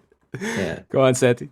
It's one of the most illogical Heinlein notes because it's so unbelievable what's happening, right? The main conceit is that the moon is enslaved, which is never really motivated. It's never really explained. So the worst two things that happen to signify this enslavement, and this word is used all the time. You're right. Is not even taxes, which I would have expected. Like taxes are enslavement. Okay, well, I mean not okay, but you know, I've heard it before. But the thing that's really setting them off is not even taxes on tea, but that people have to have a passport. This leads to a lynching. So passports lead to lynching, and then the next thing is that that a girl gets raped and killed by the police from Terra. Right, which usually they wouldn't care about, except that it was a police from Terra, because many, many times we're told that basically as long as he marries a fucking 14-year-old in it, you know, it joins the wives. Rather, and there's a lot of talk, disgusting talk that I did print, but I can't read without vomiting in my mouth a little bit about this fucking preteen's body in this very normal way for Fashfic, which is both a fascination at her sexual maturity at a certain age. I'm talking about Ludmilla here, Setti, if you remember, but also when she dies. A fascination at the sort of, there's a sexual undertone to this preteen's death. Super weird. Is very disgusting. And just all these, I mean, it's like typical Fashfic shit. It might as well have been Turner Diaries shit, honestly. We don't get the necrophilia in Fashfic so much, do we? We kind of do, because you remember M.A.R. Barker's Serpent's Walk, he actually, I think, orgasms over his wife's death. Oh. Do you remember that? He goes into a violence orgasm? It says something weird like that, yes. Well, Mike does too, actually, if you remember. Mike, the AI, also tells Manny that he experiences orgasm after bombarding the Earth with meteors. Yes, I remember. It's super weird. So wait, let me I'm trying to figure this out. So Moon is enslaved, kind of, but but they still have these kind of maroon societies, because it's a penal colony. No, it is. Yeah, it's like a free penal colony. But it's not. This is not a critique of prison. No. It's not a critique of prison. It is a critique of the company store, which is really weird. So the basic conflict at first is you have these. So the Earth. The lunar economy works like this. You have people who dig tunnels. They dig tunnels to find water. This water is then used in other tunnels that have been dug to raise crops, wheat and rice, which makes number-wise no sense because they then supply it to Earth, and Earth is sort of in need of the lunar agriculture. And this already makes no real sci-fi sense from the numbers, right? Earth is also way larger than Moon oh my God, lots of arable land. I hope, it's totally nonsensical. But this is the economy, and then people are complaining. Okay, Terra is raising is worsening our terms of trade. To put it simply, they lose much more words, but this is what it is. So Terra is lowering the terms of trade. So the Loonies get the short end of the stick, and then they might not even get paid in real money, but in local money, right? So Terra can manipulate the currency. So and you have to buy from Terra because everything is imported from there. So you have to, everything you're not selling. So so this starts out as a critique of like a dependencia theory thing, which is sort of fine. Or if it's more American, then you can critique the poor miners, they have to buy in company script, like company store, like these systems. Yeah. But then it immediately, and this was the super huge non sequitur, is transferred to big government. So it's the government that's doing that. Yeah, exactly. Hey, maybe don't live on the fucking moon, idiot. How about that? So this is the whole thing. And then you have this very weird thing that this revolutionary group that Manny is not even wanting to be part of, but there exists a proper... Yeah, he's reluctantly drawn into leadership in this revolution. Like a popular resistance movement, and they have all the trappings of a socialist or even communist. And in the German audio play, they even say, "Oh, Mike, don't play this sweet song. Please play the International."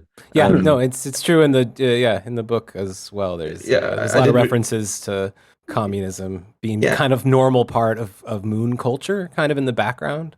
Yeah, and you have some Russian names and some Russian or Slavic lingo, right? That's because Heinlein's wife at the time was learning Russian, so they could do a Soviet Union trip, which they did, and did not enjoy.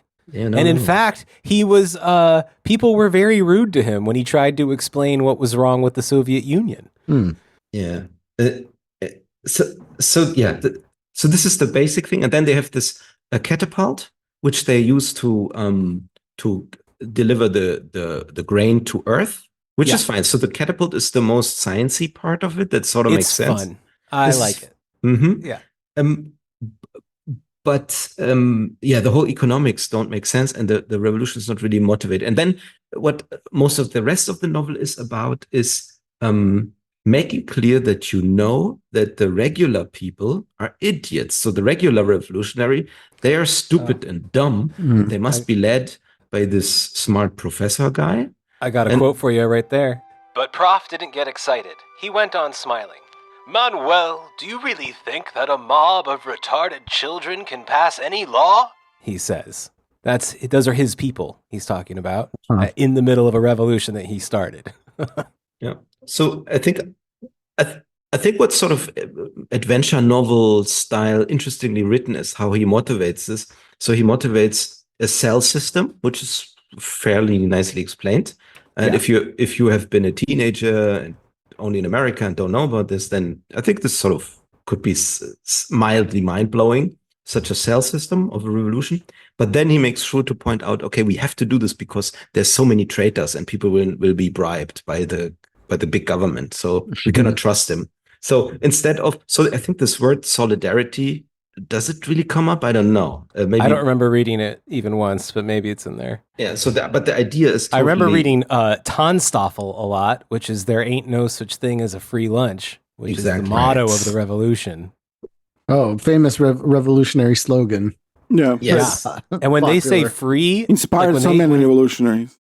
Yes. Tonstoffel. So when they say free, there's even discussions about the word freedom being problematic. And this is, again, a libertarian anti-slavery society, because he's like, where does freedom end? Free air? free water. What's Oh. next? Like that's a whole part of this. Yeah, it's really crazy. Yes. So they of course develop some kind of fucking dictatorship in the end. Anyway, that's my interpretation. So yeah, I don't know how you saw that, but basically it just becomes Starship Troopers really, where they start bombarding us bugs on Earth. Yeah, or maybe it's like this big thing. Polite societies are armed, so if the moon has the biggest gun, it gets to do whatever it wants and get its own state. And there's not talk about it really elections. It's and it's always weakly written in that, and then the main character doesn't have agency. He's bossed around by the prof and by the computer. By the computer. The computer does the whole thing. This whole fucking book is from the computer. Like the computer plans and does all the planning and calculations and everything. There's no point in having any main characters in this fucking book. Yeah. So the computer gets his own colony then, and it's I mean it's interesting enough a read because it's well paced, I would say, and has a lot of ideas, right? So there's stuff happening. But I cannot understand why people think highly of it, because it's this. There's so many non sequiturs. It doesn't make sense. It doesn't add up. What is actually the novum? I mean, what is the sci-fi part of it except this railgun? This catapult? Yeah, the catapult is really fun. I mean, like you said, that was the part that I most enjoyed. I mean, you know. Do his books contain some ideas that are not dumb? Like all of this sounds. The catapult, Ray. Okay. You didn't hear about the catapult? Mm. Yeah. And the naming scheme. That's sort of like proto TCP/IP protocol. What Heinlein came up there. So they have so to communicate with the computer, they have to call him on the phone, and then they have this secret system how they address him, and they have the first part is fixed, and then last 3 digits they exchange, and this is how the addressing works. And this sort of that's cool, smart and fun. That's But I mean, like in terms of like politics and society, it all seems pretty dumb. I mean, and like you know, like you have like I don't know, in like Philip K. Dick's books, you have like all kinds of bizarre social arrangements, societies, and so on. But there's always is some kind of it always is smart in some way. Sometimes it's surreal, and there's also like a very, you know, often a kind of a satirical, ironic dimension to those books and so on. And it seems that this guy is taking himself seriously, no? Well, sadly, Philip K. Dick also took Heinlein seriously and was a protege of Heinlein's, to the point where that Heinlein and his wife actually paid for Philip K. Dick's medical expenses at some point. But whatever Philip K. Dick got from Heinlein, he was desperate for money. Well, he really liked him as a writer. He was really, because he was very young too at the time. Yeah. But they broke completely, I think, around the Vietnam War. And I think that was the end of that. But yeah, like you're right about this. Like, also Philip K. Dick does a much better job, in my opinion, of showing and not telling you through a long lecture disguised as a conversation between a competent man and some dumb broad, you know, which is the most of the way you get information through Heinlein here. What I think is, at least that's how I make sense of it, is that people who hate commies and hate communism and see a successful revolution, they really loved how this Heinlein takedown of how stupid people are who actually believe in socialism, and the popular revolution that only through the gun, this is the actually right. So I think this seems smart to them, like this inversion. Like he explains it, but then he says, "Oh, but what really is going on is the guns and is central planning by this supercomputer."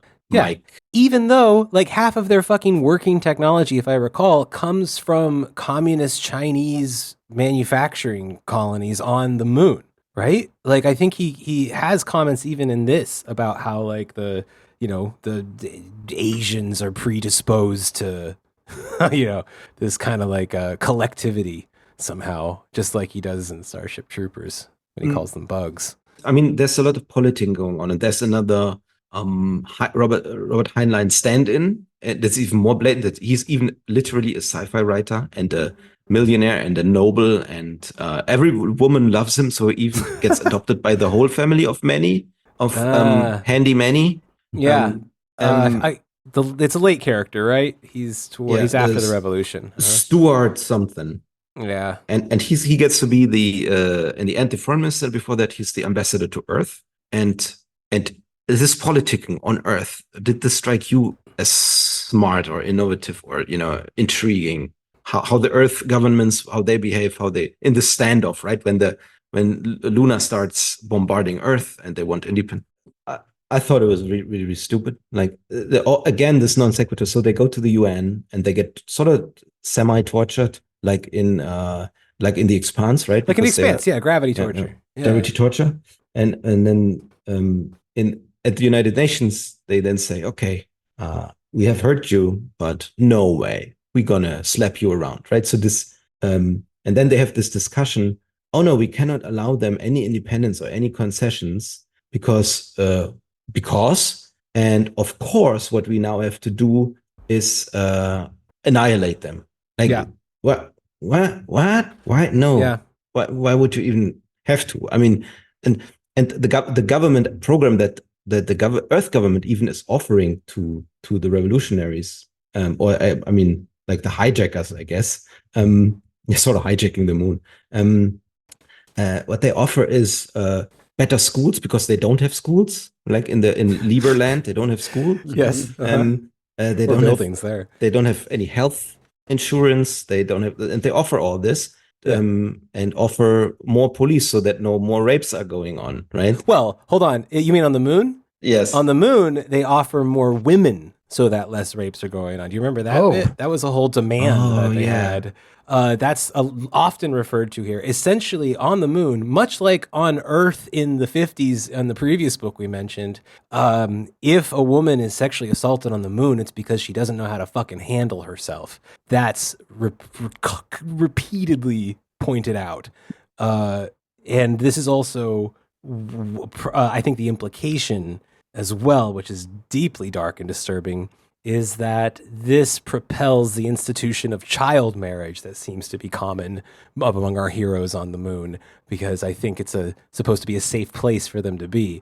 So, like, there's basically, like, guests are told, like, I mean, if you're attracted to her, go for it. Like that. It's disgusting. It really is creepy as fuck. But I mean, also what you just said about getting more women on the moon so there won't be any rapes. This is this kind of incel Jordan Peterson men's rights perspective that like men are like entitled to, like every man is entitled to a woman or something like that. And if there is, I think there's some nuance to it because the Loonies have managed to have, and this is explicit, to find a way to cope with having a woman shortage. So, but as you say, under that, progressive thing is this. Oh, every man needs to be married, right? And has a right. So they have to rearrange, and this is also why they're so protective of their women, because the Stuart guy, he's nearly to be lynched, right? This is the scene. He's to be lynched, and this is how they make friends, because he was making a hit on this. I think on this 15-year-old girl that was well built but stupid. Now I remember fucking Stewart. I blocked him out of my mind. Yeah, it also didn't really fit into the flow of the story. No, it had no purpose to it. Yeah, but then he becomes then Handy Manny saves him, and they become best friends, and they even become co-husbands. Co-husbands, yeah. In like just a turn of a page. That's Well, he likes getting married. We said that in the biography. Yeah, but to raise remark, he tries to be progressive, but the underlying assumptions are always these non sequiturs or these weird if A then duck. What's it called? The cold equations. Yes, exactly. The cold equations of gender and race and all that stuff. Yeah, So this takes away from the enjoyment, because you always think, no, this is not the next thing that would have happened, or why would the Earth nuke them? It's nothing to be gained. Yes. It's really, the conflict is just about the moon is libertarian and the Earth is like some kind of big state liberal type. Place. So I only found that's why they have a war, basically. I only found one place where they really made the Earth government evil and not just trying to build schools and have everybody fed. Right. That horrible shit. that they're mocking this, that because they disclose how they are married on the moon, they get indicted for, I don't know, transgression among the races, or how do you say, miscegenation? Miscegenation. Yes. And this is sort of how Earth is portrayed really as evil or bad, and how they are backwards.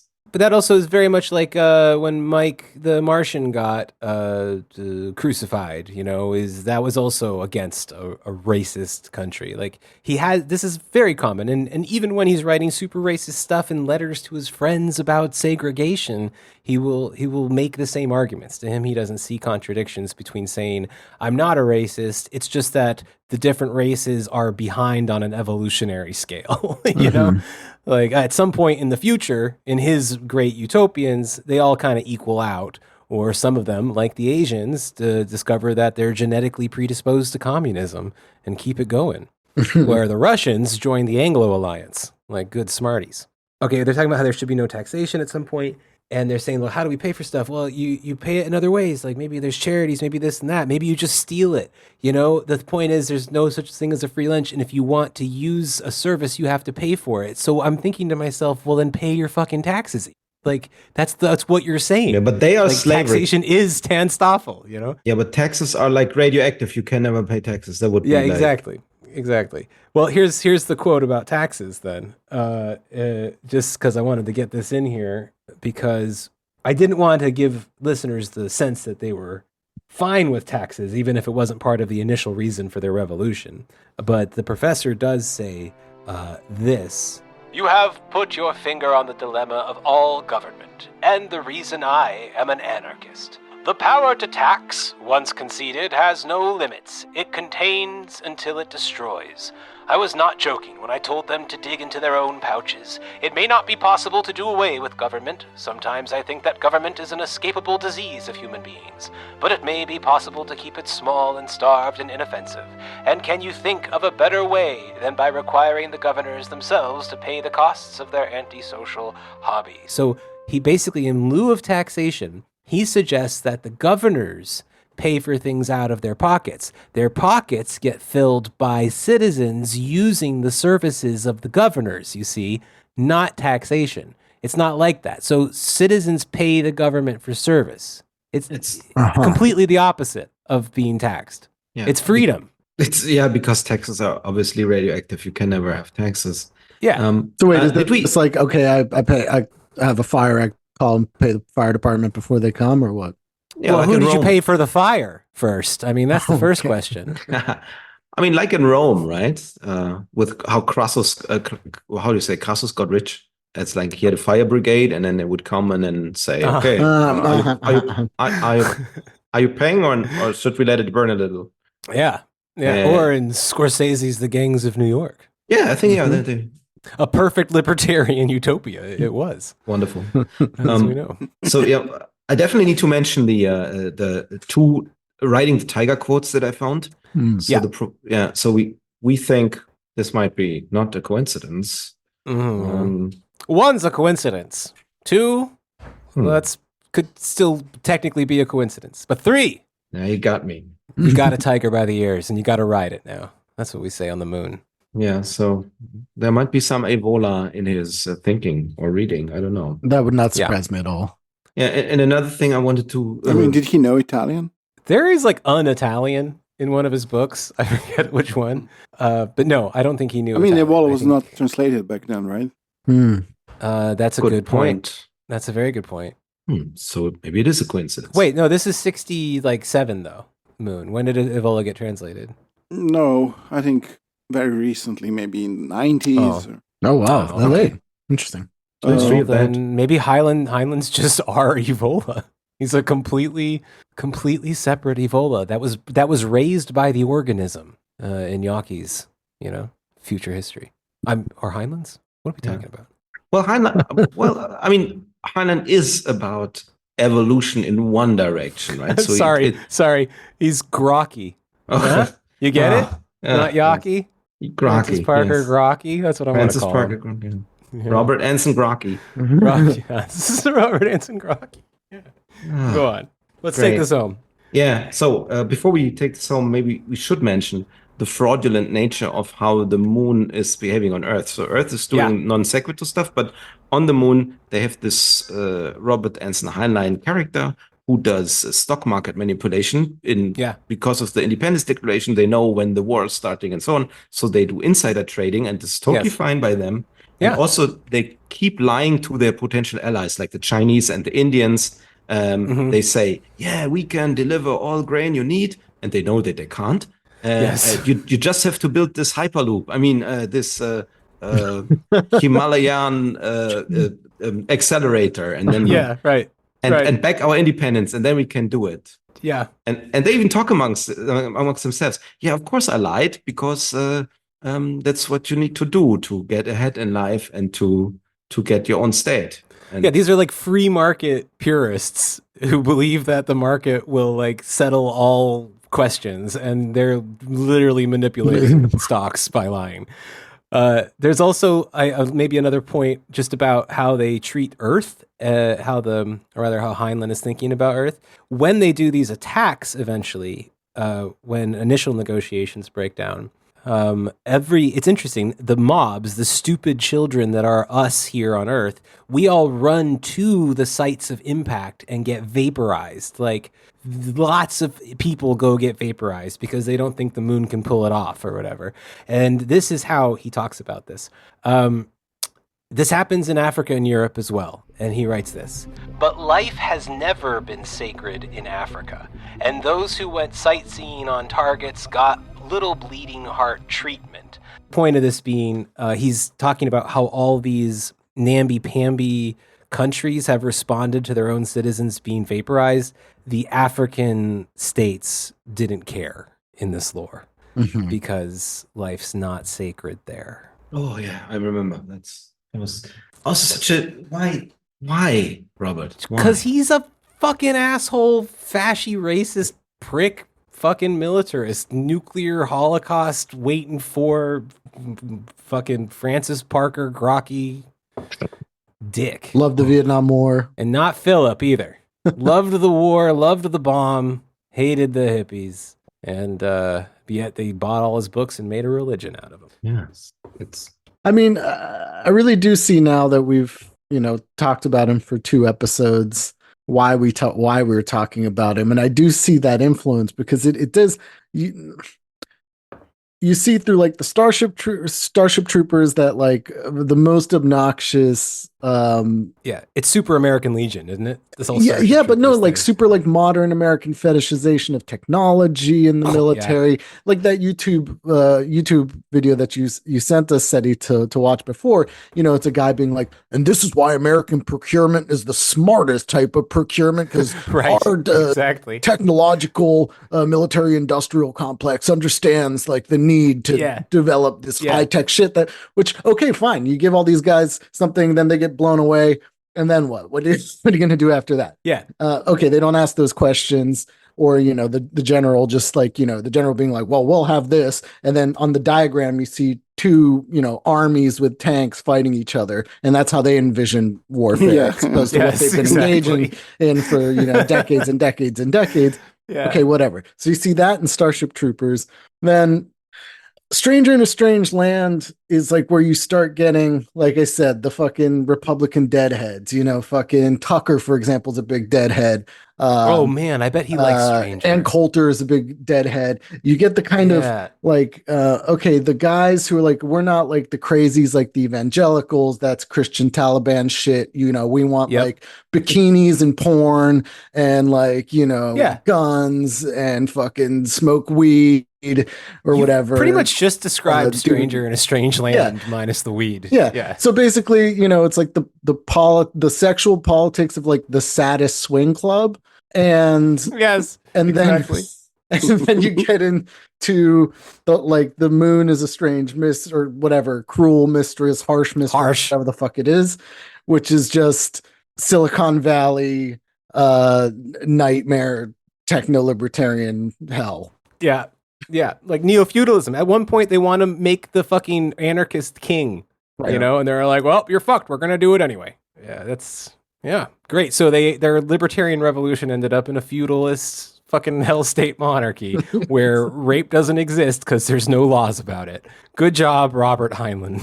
And still no evil schools. That's still no evil schools. Yeah, that's right. No goddamn schools or so-called child psychologists who, as we know from Starship Troopers, sent America into the hell we're living in right now. Mm-hmm. If we believe Trump. I can't do Trump for shit. That's why I need my soundboard. Yeah. Sorry, I was just thinking about that quote and how hilarious. It's so good. In many ways, we're living in hell right now. Yeah, Thank you. We may be soundboard poor today, but we're rich in talent. Very good. Yeah, unlike the political mind of Robert A. Heinlein. And it's got everything too. I'm sorry, like I'm just thinking about the anti-spanking thing. It's also such a popular thing with like the most obnoxious conservatives, especially those ones that like that like a lot of those people saying that aren't the ones that are like disciplining their kids. They're just like Robert didn't have kids. He didn't. But I'm talking about like the kind of like rich assholes that like oh it's because we can't spank kids anymore, and they just like outsource their kids to like private military school to spank them. Yeah, the TF, the fucking tradition, family, and property compound. Right, exactly what I was thinking of. Yeah, whip them into shape. Yeah. I fully agree. I think all three are like the shitty and wrong versions of something that even exists. I mean, there exists a more efficient military, right? It's not like that it doesn't exist, but it's not that. This is really like the chicken hawk version, and then we have the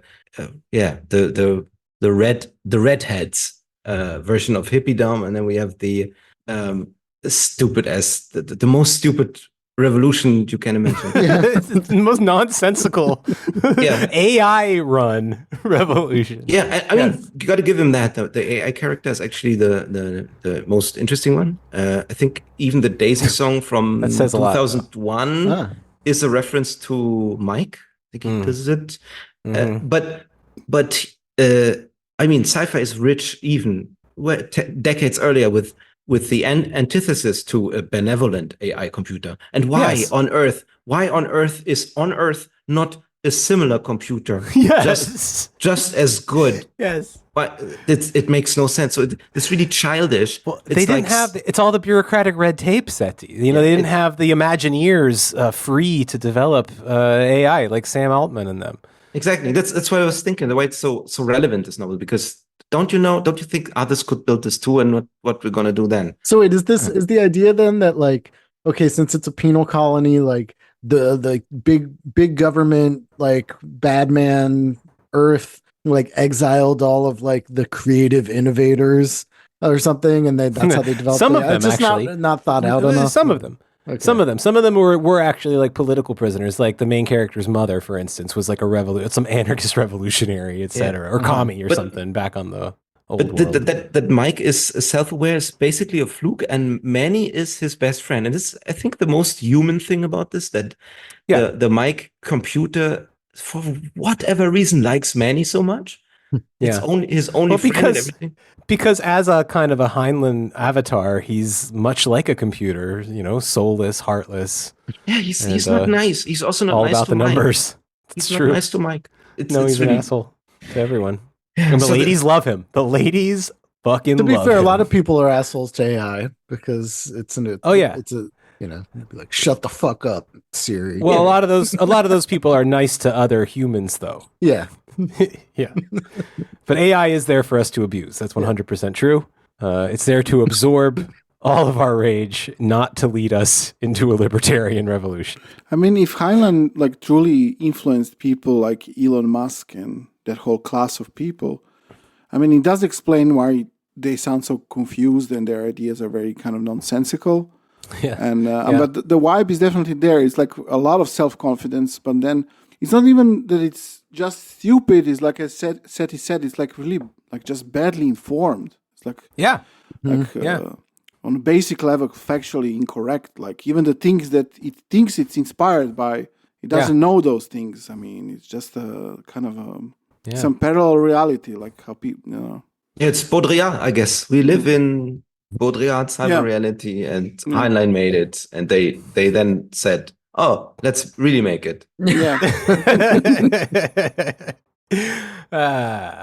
Well, guys, that's Heinlein, another American that set the pace for a lot of folks that are going to run along us on this show in the future, and also to all the people listening right now who had some problems with our analysis. Well, you keep it to yourself, and you come on to zock-bock-radio. We'll promote it on our Patreon and probably Twitter there when that happens, and you can hear what we really think about this shit. Yeah, I mean, there's so much we didn't cover, right? So the other juveniles, then especially Starship Troopers, the movie, there's a lot of it be said. Then the Starship Troopers. Well, there's the series, there's the CGI series, and then the 1988 Japanese version. Yeah, the OVA. The OVA. Then the OVA of Moon is a Harsh Mistress. We better talk about that. Maybe we talk about Holocaust denying AI sci-fi writer. I forgot his name, but the novel is The Two Faces of Tomorrow. I thought you were talking about Serpent SWAT, because that's literally a description of M.A.R. Barker. Like, remember the AI that ran the fucking world in Serpent SWAT? It's the same shit. That's true. And we got to talk about I guess Mecha. Mecha we couldn't cover now. Just like as a concept. As a concept and in detail with BattleTech and Neon Genesis Evangelion and all these things, how they relate. Yeah, but come over. If you have the stamina, if you're I don't need the stamina. I got the Buckfast. if you're water sibling enough. yeah, exactly. Yeah. All right, you maggots. And the double star revelation. And Karel Čapek. Wait for Karel Čapek coming. There we go. Oh, you're not going to ruin Čapek for me, are you? No. Čapek is Heinlein backhandedly admitted that Čapek cured him in his sense of his racism. Okay. Interesting. Yeah. Okay, so I do it now. Let's close on a light note here. Yes, so very quickly. So Double Star is actually the most sympathetic character that Heinlein wrote, in my opinion. A very likable character. And he is racist toward Martians, but he has then to be a diplomat among the Martians. And then he is hypnotized by Dr. Čapek, and he does a post-hypnotic suggestion, and his racism against Martians was away because it was only the smells. He just couldn't take the smell. Interesting. So this Čapek character is guiding him in that novel and cured him literally of a racism. Wow. That's like the dumbest interpretation of racism ever, though. Like you hypnotized him into not being offended by the smell, and he's like, "Oh, I guess we are, fundamentally equal in this universe." I mean, that's a racist view of what racism is. Of racism, exactly right, exactly right. But we all know you can't build socialism through hypnosis. Yeah, but that's because it was so stupid. I thought this has to be him being, revealing himself. Yeah, for sure. Yeah. Okay, sorry for making it so long. No, thanks for coming on again. Yeah. I have a feeling, just quickly say that if Heinlein if the books were exactly the same, but he completely changed the tone, and the tone was something like the Starship Troopers movie is in all of his books, I think that would be great. I mean, you're absolutely right, Ray. They would read amazingly as comedies. They're actually pretty good as comedies if they weren't so fucking deeply disturbing. Yeah, satire, right? Or and this is also what Subin writes in general as sci-fi criticism. You cannot have an ideology without its antithesis in it. Otherwise, it's just pure ideology, right? It's also not good. Yeah. No. That's why Ursula Le Guin gave the draft of the manuscript of the Dispossessed to Darko Suvin to read it before it was published, because she wanted to read a Marxist critique of her novel before it was published. Yeah. Hell yeah. There you go. Yeah, fucking Heinlein sent all his shit to John Campbell, who thought that, other races really enjoyed slavery. Yeah. So I guess you get what you get with your editors. Goddamn. All right, guys. All right. Well, fuck this guy. We're going to watch his stupid ass movie, fucking Destination Moon. and have a little fun with that. And then, and we'll see you guys when we do the episode over on Zock-bock if you got exactly the stamina and or the buck fast. So, see you then. Later. Okay. Thanks, Setti. Bye. See ya. Bye-bye.